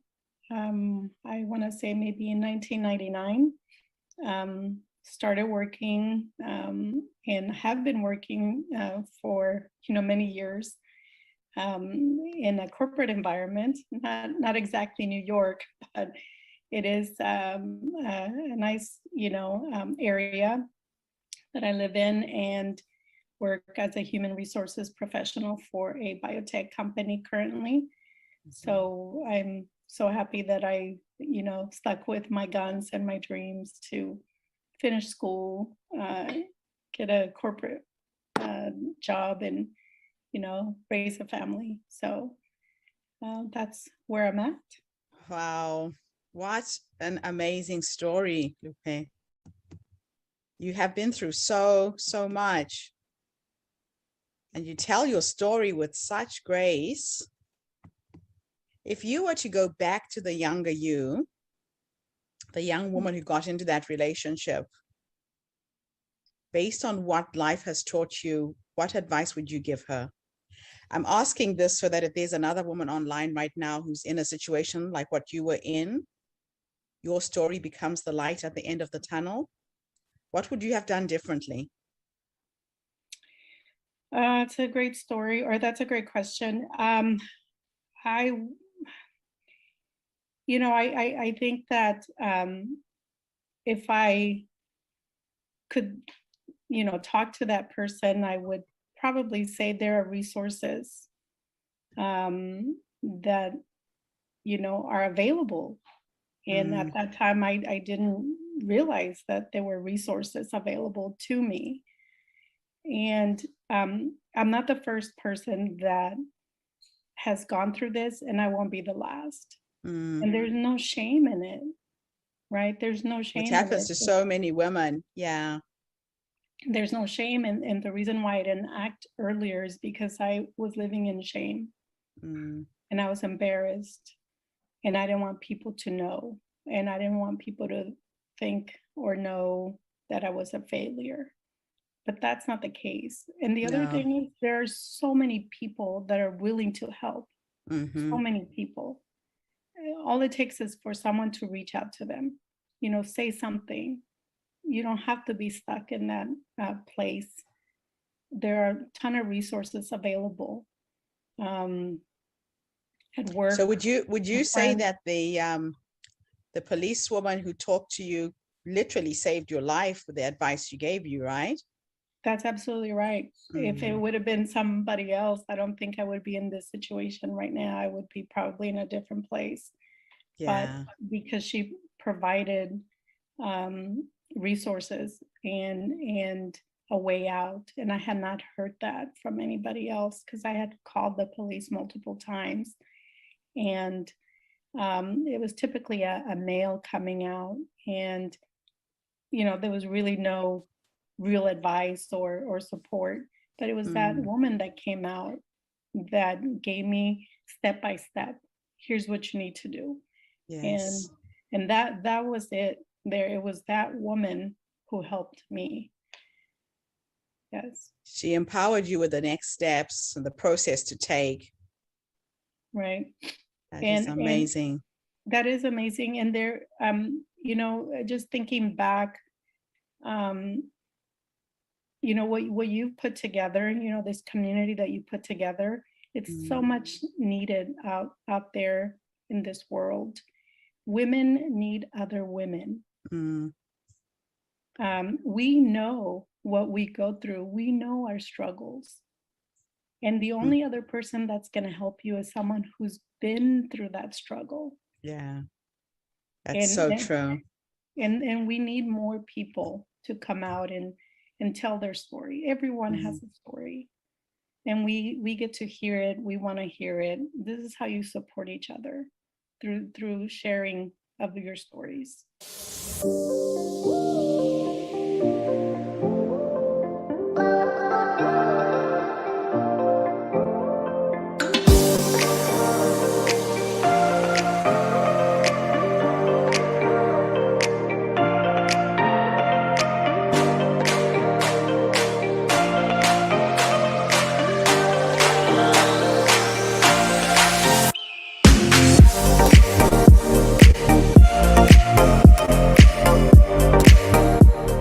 Sure. Thank you so much. It's such a pleasure to be here.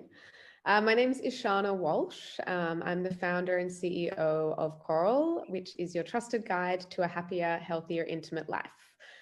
You might be wondering what that means. Essentially, sex and intimacy is a really foundational part of our health and happiness as humans, but it's not something that we're encouraged to work on the same way we do other aspects of our health and happiness. We just expect it to work. And actually, for most of us, it's not just working. The vast majority of people are not totally satisfied with their sex lives. And Coral is your way of really understanding how your body and mind works in relation to sex and intimacy, as well as providing evidence-based interventions for how you can actually improve your life. I'm 32, about to be 33 years old next week, actually. I'm half Sri Lankan, half Australian, born in Sri Lanka, raised in Australia, have spent the last years in the US building the business, founded that, getting into tech, and then founded the company about 3 years ago. Wow. Wow. You've done a lot for someone so young. Thank you. What was the inspiration for you to create this digital opportunity tool to help people? This is very unusual what you've done. Was it your background? Were you always in tech? Or are you a psychologist? What was the motivation that got you to start this business? Yeah, so it's sort of twofold. One is very much linked to personal ambition and how I want to spend my life and time. And then the second is very much related to the problem itself. So I did a lot of soul searching in my 20s about, what are we here for and why, and how do I want to spend my life? And I realized that I really wanted to start businesses with social impact. And I saw actually after working in mostly government that if you could combine profit, incentive, and social impact, that can be a really quick way to affect change, whereas government and NGOs can be a little bit slower in the way that they move. And so I was really motivated to think of ideas where you can combine social impact and profit, basically. And in parallel to that sort of thinking was my own journey in relation to sexuality. I got a few years into a long-term relationship, recognized that sex just wasn't as great anymore, and we had no idea what was normal. We had no idea how to talk about it. And so I did the only thing I knew how to do at that point, which was pick up a book. And I read a book called Come As You Are by Emily Nagoski, which really opened my mind and eyes to different ways of thinking about and experiencing sex and my relationship to my own sexuality. And so that started a multi-year journey for me of exploration in terms of books and courses and speaking to people a lot more openly. And through that journey, I realized firstly that yes, there is so much we can do that affects the quality of our experience and our own relationship to ourselves in relation to sex and intimacy. But secondly, and really importantly, that the world sets us up to fail in relation to sex and intimacy.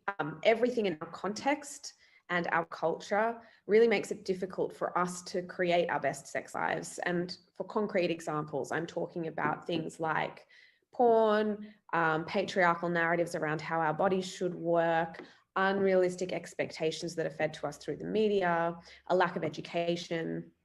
And so as a result of that, most of us are actually really suffering. So I saw this incredibly big opportunity.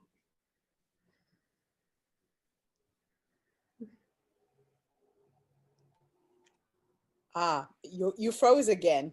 Oh, I was like, yeah. So it seems to me that you were able to find solutions at a very early age in your life. You know, a lot of women get into relationships, they get married, and once they're there, they actually feel quite stuck. They don't know how to talk to their partners. They don't know what they need personally, because it starts with you, right? And understanding your own body and how you get satisfaction so you can transfer that to someone else. What exactly does this app do? Give me a few pointers to how people can learn more about themselves using your platform. Yeah, so essentially we provide the sort of sex positive, pleasure centric sex ed that you should have received and never did. And then we combine that with a normalizing community. So you can actually, through polls and discussion forums, understand other people's experiences, and it normalizes your own and also exposes you to a range of different experiences that we don't usually get access to because we're not openly talking in a vulnerable way about sex. Yes. And then the third part of our modality or method is exercises.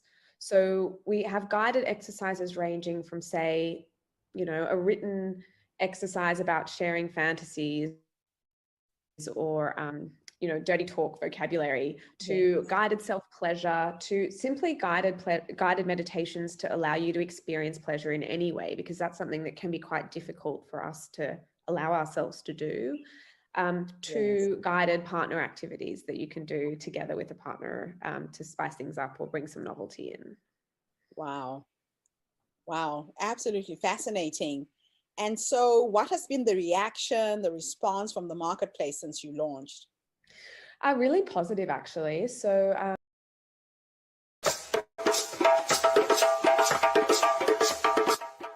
Hey, I'm Joelle Kabamba. I live in Melbourne, Australia. I am an author, a pastor, a life coach, humanitarian advocate working in the asylum seeker space. These are some of the things that keep me super pumped waking up in the morning to face the day. But I have a question for you. If you've ever been in a room where you heard two opposing views, you have a 25-year-old and a 48-year-old, and you ask a question on the subject of singleness, 100% their response won't be the same. Say a young woman who's looking to find a partner experiences singleness differently from a more mature woman whose biological clock is ticking close to midnight. And then you have a different woman who may have lost a partner to death or divorce, therefore sees the world differently from a woman who is very happy to and desire not to marry. Each of these stories present their own varying needs and challenges that had me suddenly realize every single one of us at some point in our lives will find ourselves single, because it's a common human experience. And this is why this subject on singleness is so pivotal and demand that I needed and we need to respond in this prevailing rise of women and how we can live and thrive in our postmodern world. The Australian Institute of Family Studies states that one-person household is on the rise. Between 1986 to 2016, single-person household increased from 19% to 24%. Compared to family household, in 2018, there were 2 million singles household. The projection states 2026, single household will surpass traditional nuclear family. By the time today's young adult reaches age 50, 1 in 4 would have been single for the entirety of their lives. There's a huge anxiety among singles, and that is unprecedented in the history of the church today.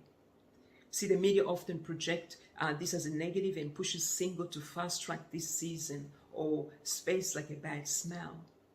And so I went on a journey, my own reflecting journey, as a lived experience of a yet to marry single, conducting qualitative research with others, surveying considerable amount of single of all walks of life.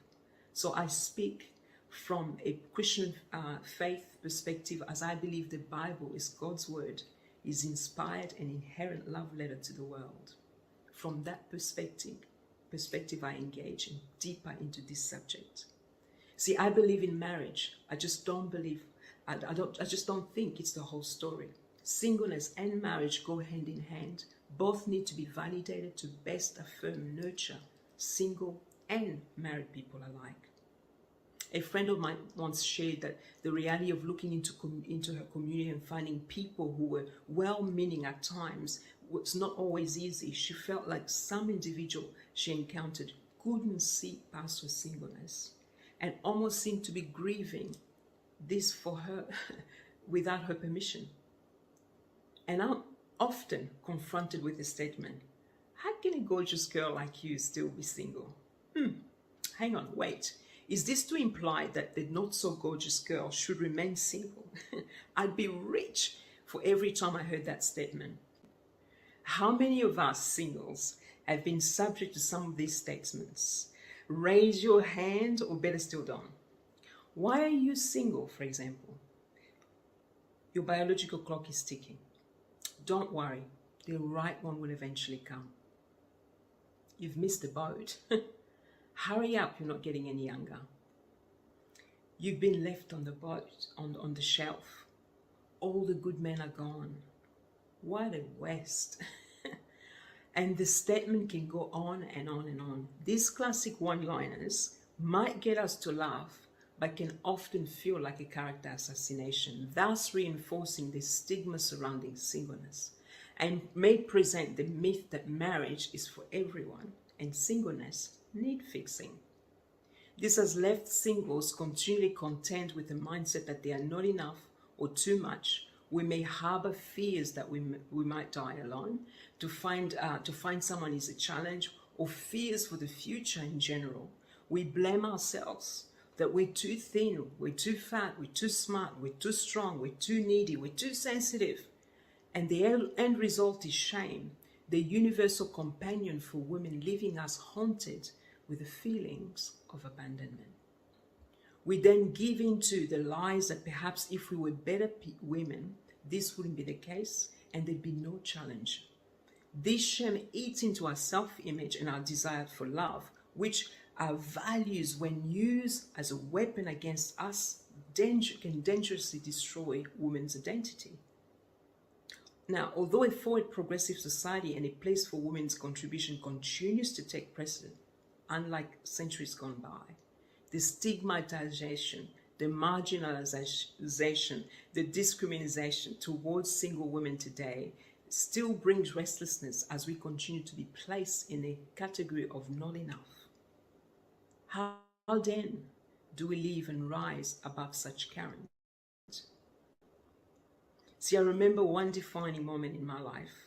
I just moved from one city to another, and this brought in itself convoluted sets of questions, and I was struck with this particular question. What if I never give birth? It was the first time I had considered the possibility of childlessness. Fear gripped me. What if I never had a little precious mini-me to nurture and to hold and love? Wave of sadness washed over me and I might never be called Mama. I had to accept that this could be my reality, but I didn't want it to consume me. I talked it over with God. New sense of emotion started to surface. And although I had fear, God's peace, sense of peace was significant. And I found myself saying this statement over myself. You hold my life, so whatever you have for me will be great. Now, defining the word single, the truth is, looking through the dictionary, the word single has many meaning. I've got one in particular that stands out for me, and it's the word indivisible. This word means divisible, not separate into parts, incapable of being divided, but it can be added to. So see, single people can have singleness of purpose, singleness of heart, which is the opposite of double-mindedness and complication. Singles are complete and poised with purpose. Indivisible is how I chose to make the most of my singleness. I use an unknown quote that says, a life well lived is a life shared. So at some point in our life, we all live to experience being alone. It's inevitable because it's also a human experience. When we look at it this way, it can change our perspective, and we all need to learn to make the most of our alone time. So I personally had to learn to cultivate such time to eventually make it favorable in cherishing my singleness and embrace it as a gift. So as a 20-year-old woman, I intentionally allowed myself to be more selective in the way I invested my time. And I did not settle in seeking relationship in order to be defined. I took the opportunity to share my life with others by traveling the back streets of Africa and Asia to those who felt forgotten and wounded.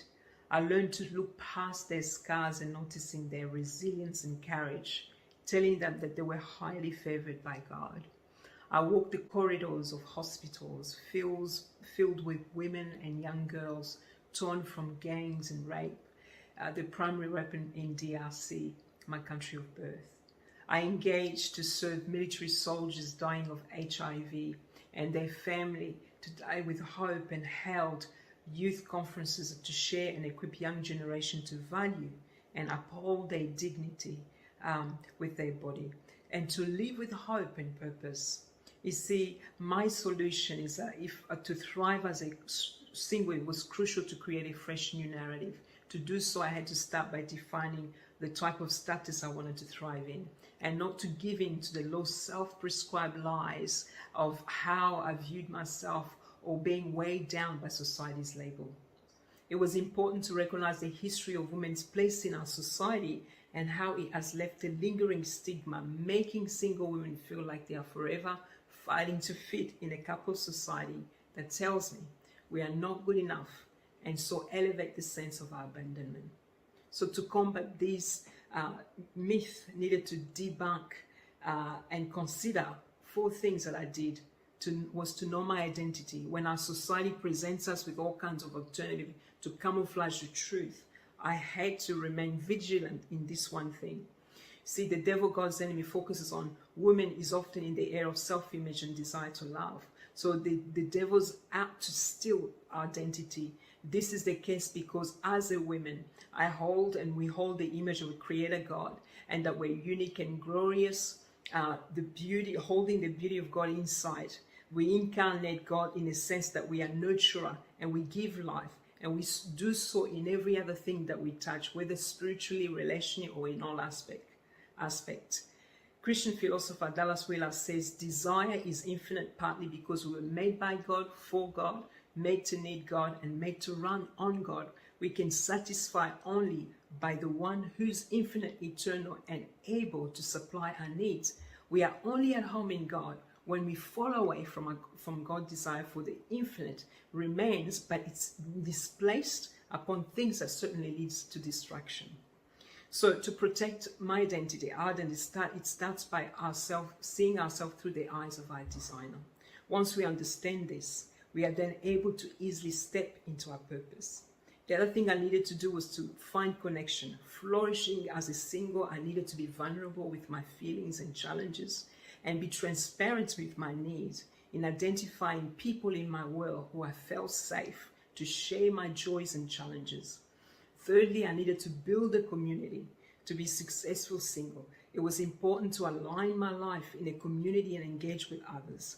This can only happen when I identified community that I could call my own, belonged, and I created even a singles program where we were stepping out to do lunches on a recurring time around the city. And lastly, I needed to accept now, to be real with myself now, live in the present and acknowledge that what it offers without dismissing its lesson, learn what now season is meant to bring in so that my future self can be thankful for remaining pliable.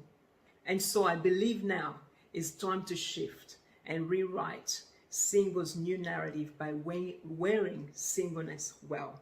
Because when I wear it well, singleness has the opportunity to spur great things in one's life and causes us to thrive in life, to have a vision about my singleness and refuse to settle or align to the internal and external labels. I am Joelle Kabamba, author of The Unexpected Gift, which only just was released recently, a book written for all types of single women, calling singles to thrive, live with purpose, and impact. This is my story.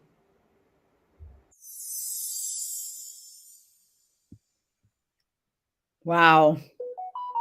Absolutely wonderful. Thank you so much, Joelle, and welcome, welcome, welcome on International Women's Day in other parts of the world. I know we celebrated already yesterday. Yeah. Welcome. Oh, sorry, I should say hello, not welcome. Yes, happy International Women's Day to you, Gertrude. What a season we're in. It is an amazing season. Thank you for your contribution to today's online summit. I was supposed to have introduced you before I played the video, but my fingers pressed too fast, and so I apologize for that. Technology, technology can challenge us. So let me do a little introduction before we go into our Q&A session. Sure. So Joelle Kabamba is a community advocate, an author, a life coach, and a minister based here in Melbourne, Australia. She launched her second book, as she said at the end of the video. She is an advocate for two cultures, rejoicing her African heritage while embracing her Australian as her home for the past 30 years. This rich cultural background has given Joelle a unique perspective as a leader and has empowered her to speak in current issues, challenging some of the prejudices that confront our world today. Her passion is for single people to be inspired through her new book, The Unexpected Gift, and birthed her ministry, which focuses on empowering Christian singles and encouraging them to flourish. A highly committed and resourceful humanitarian community development officer with over 20 years experience in community consultation and leadership. She's able to collaboratively devise and develop an organization's profile and framework for working.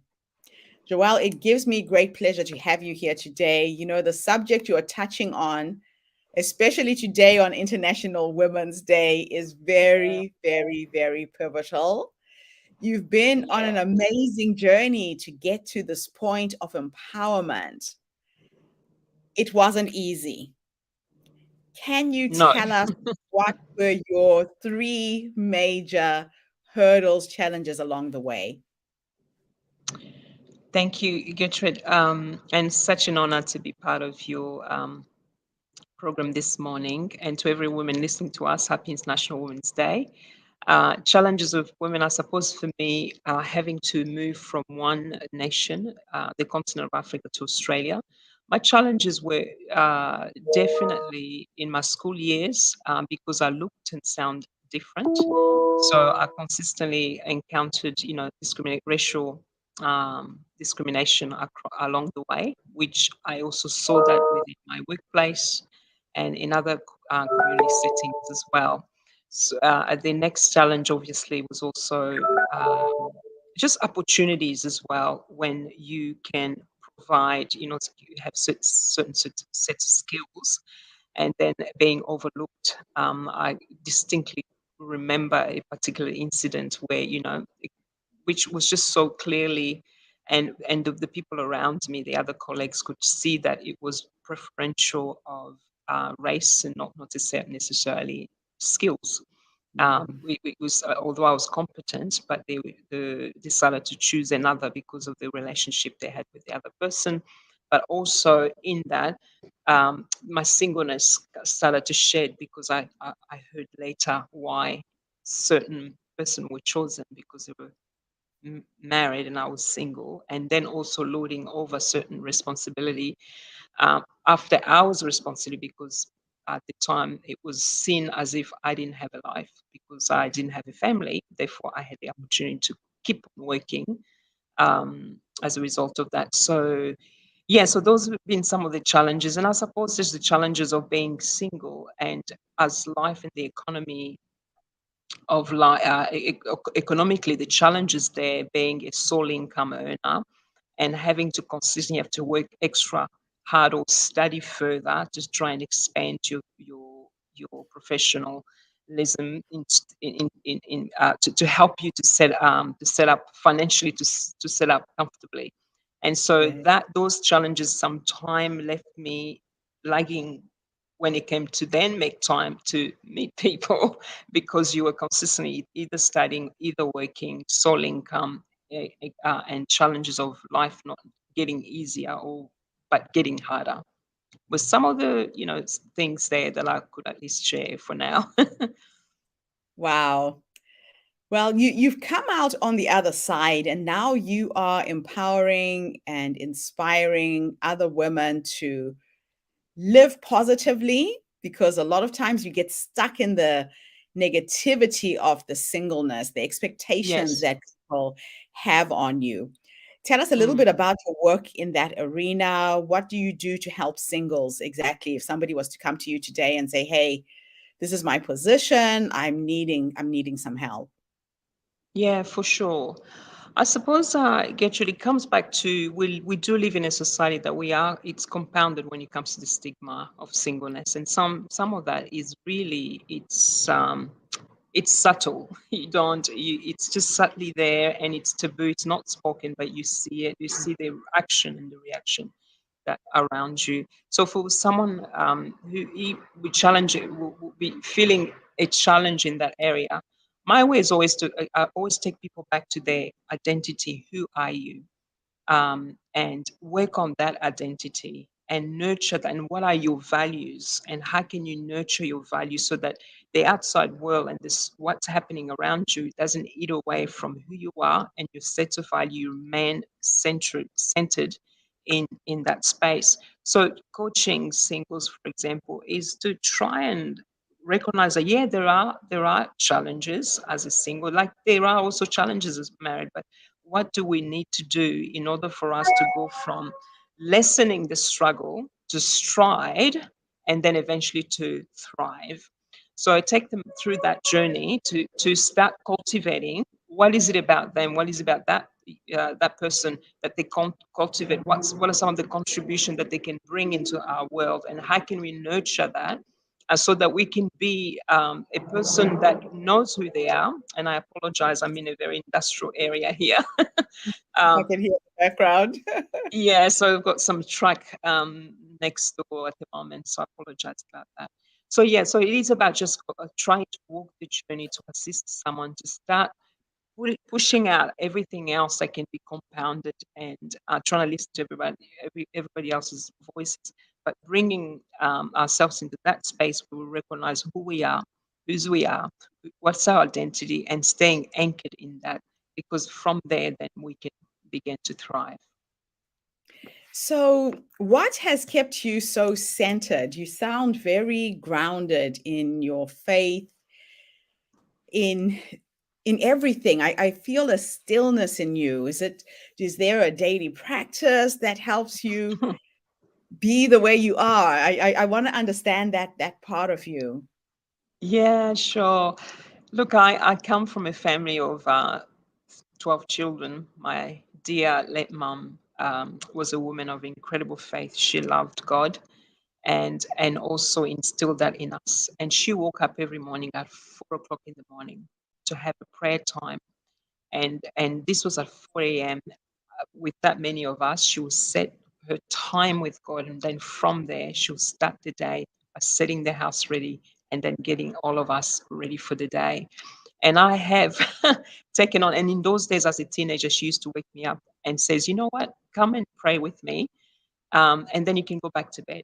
So that the second time when you wake up, at least you know that you have spoken to the most important person already in the world and you can get on with your Oh, day.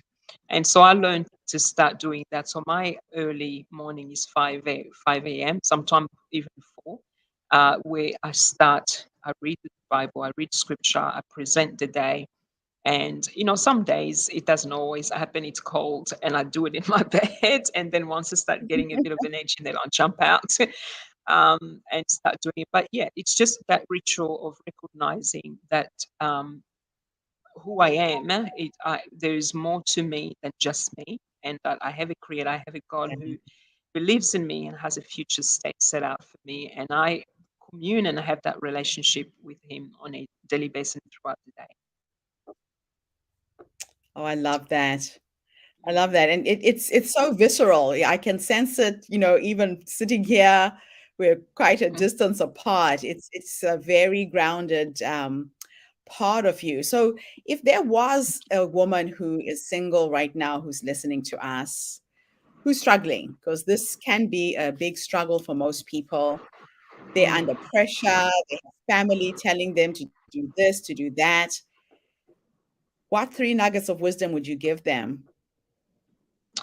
For sure. I think for a situation like that, firstly, it's important for that precious single person to recognize that you are not an accident, you are not incomplete, you're not just a number, but you are destined for great things. And it is about tapping into recognizing who we are in God. And in doing that, it's recognizing that we are more than our status. Because a lot of time we can stay focused on our status as a single person. But in God's eyes, we are more than that. There's so much more that He sees in us and calls us to cultivate those areas as well. And so for that person, I would ask for them to start viewing themselves in a very different light, the way God sees them.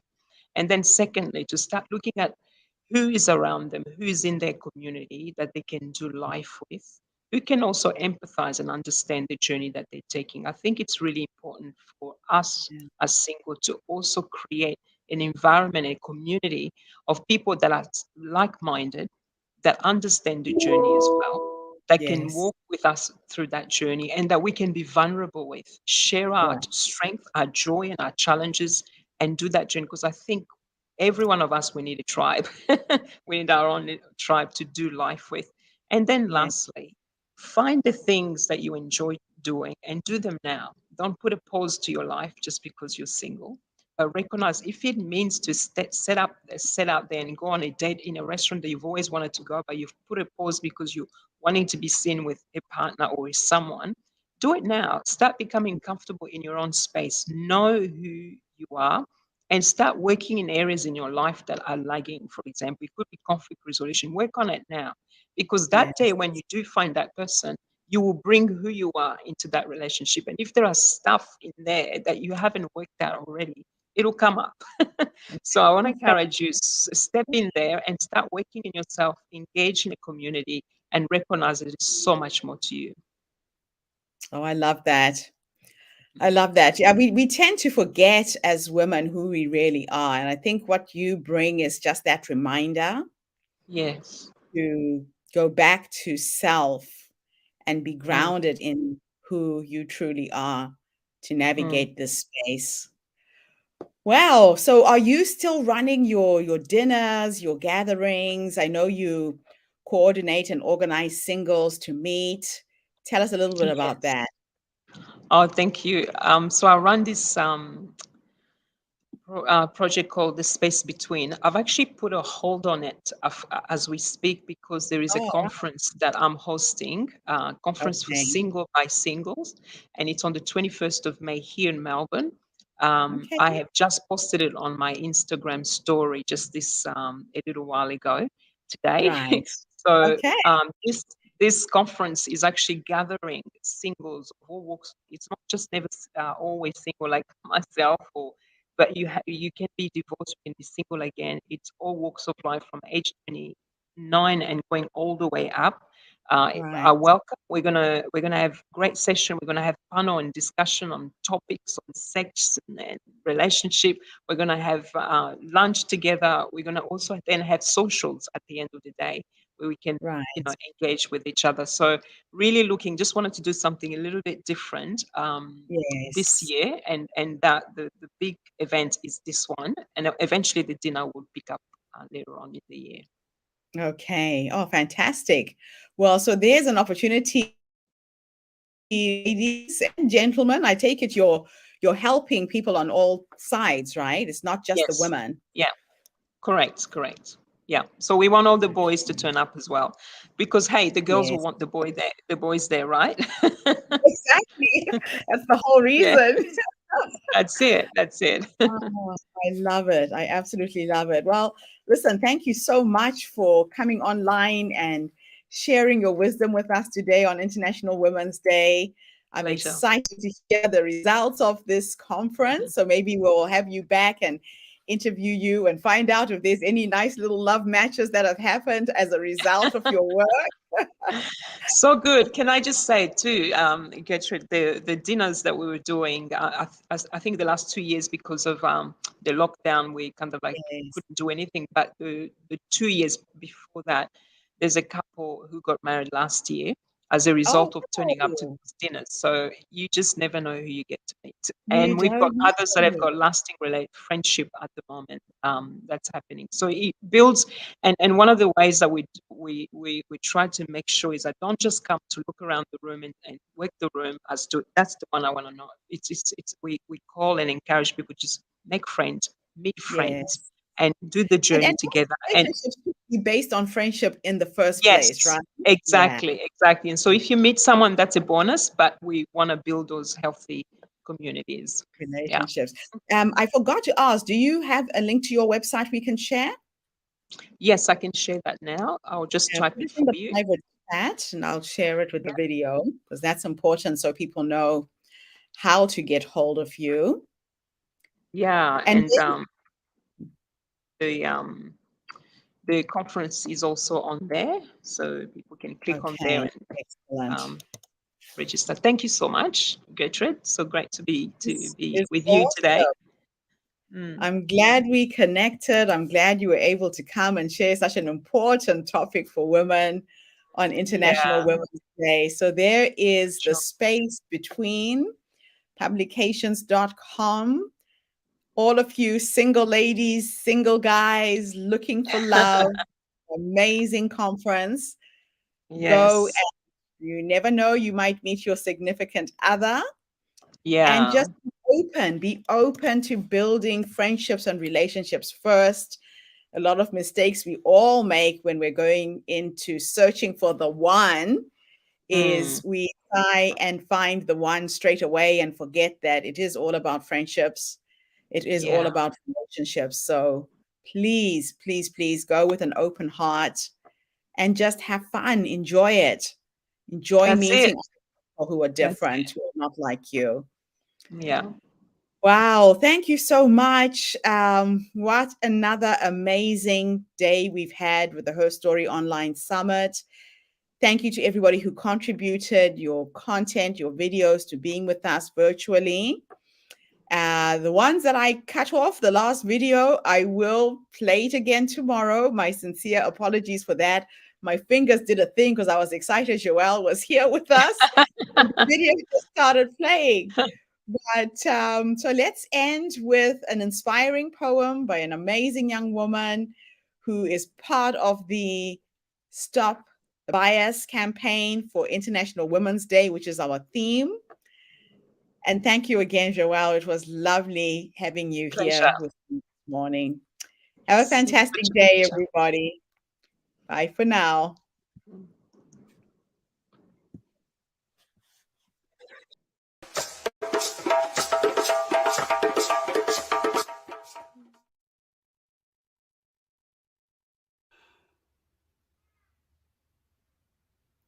Bias is a wall. Every word is a brick. Saliva is cement hardening the way that we think about gender or a group of people. A wall that separates us from the fact that we are all equal. An empowered girl is a hurricane that can paint the world in sunsets. Bias is a wall that tries to stop her, but her hurricane isn't done yet. An empowered girl can lead the world into change, and she can guide us into a place that's new. This is a poem to you. Let's break the bias. Bias is a wall that justifies someone laying their hands on their partner. When a woman wears bruises around her neck like perfume, it doesn't start with a fist. It starts with an idea that we hold or assume. Ideas like women don't deserve to be in a presidential seat, but when a baby is born, a woman is the first leader that they meet. Or a woman shouldn't get the job simply because of a name on a resume. Or talking over a little girl because you don't see value in what she has to say. Or that women of color are aggressive. When I think we're just strong. And it is our strength that has the power to transform a scream into a song. An empowered girl is a lit matchstick that can burn into a fire. We need to knock down this wall so she can climb onto the rubble and stand higher. Let's break the bias. We can break the bias by knocking it down brick by brick. We can start by diversifying the friends that we pick. We can become conscious of our bias, conscious of the way that we treat people because of their age, education, or gender. It is through being conscious that a timber heart can become tender. We can remember that being biased doesn't make you a bad person. You can knock down a wall and turn it into stairs. It is through having the courage to confront your prejudice that you can show the world that you care. The future is calling on you to shape it. Will you be there? Let's break the bias.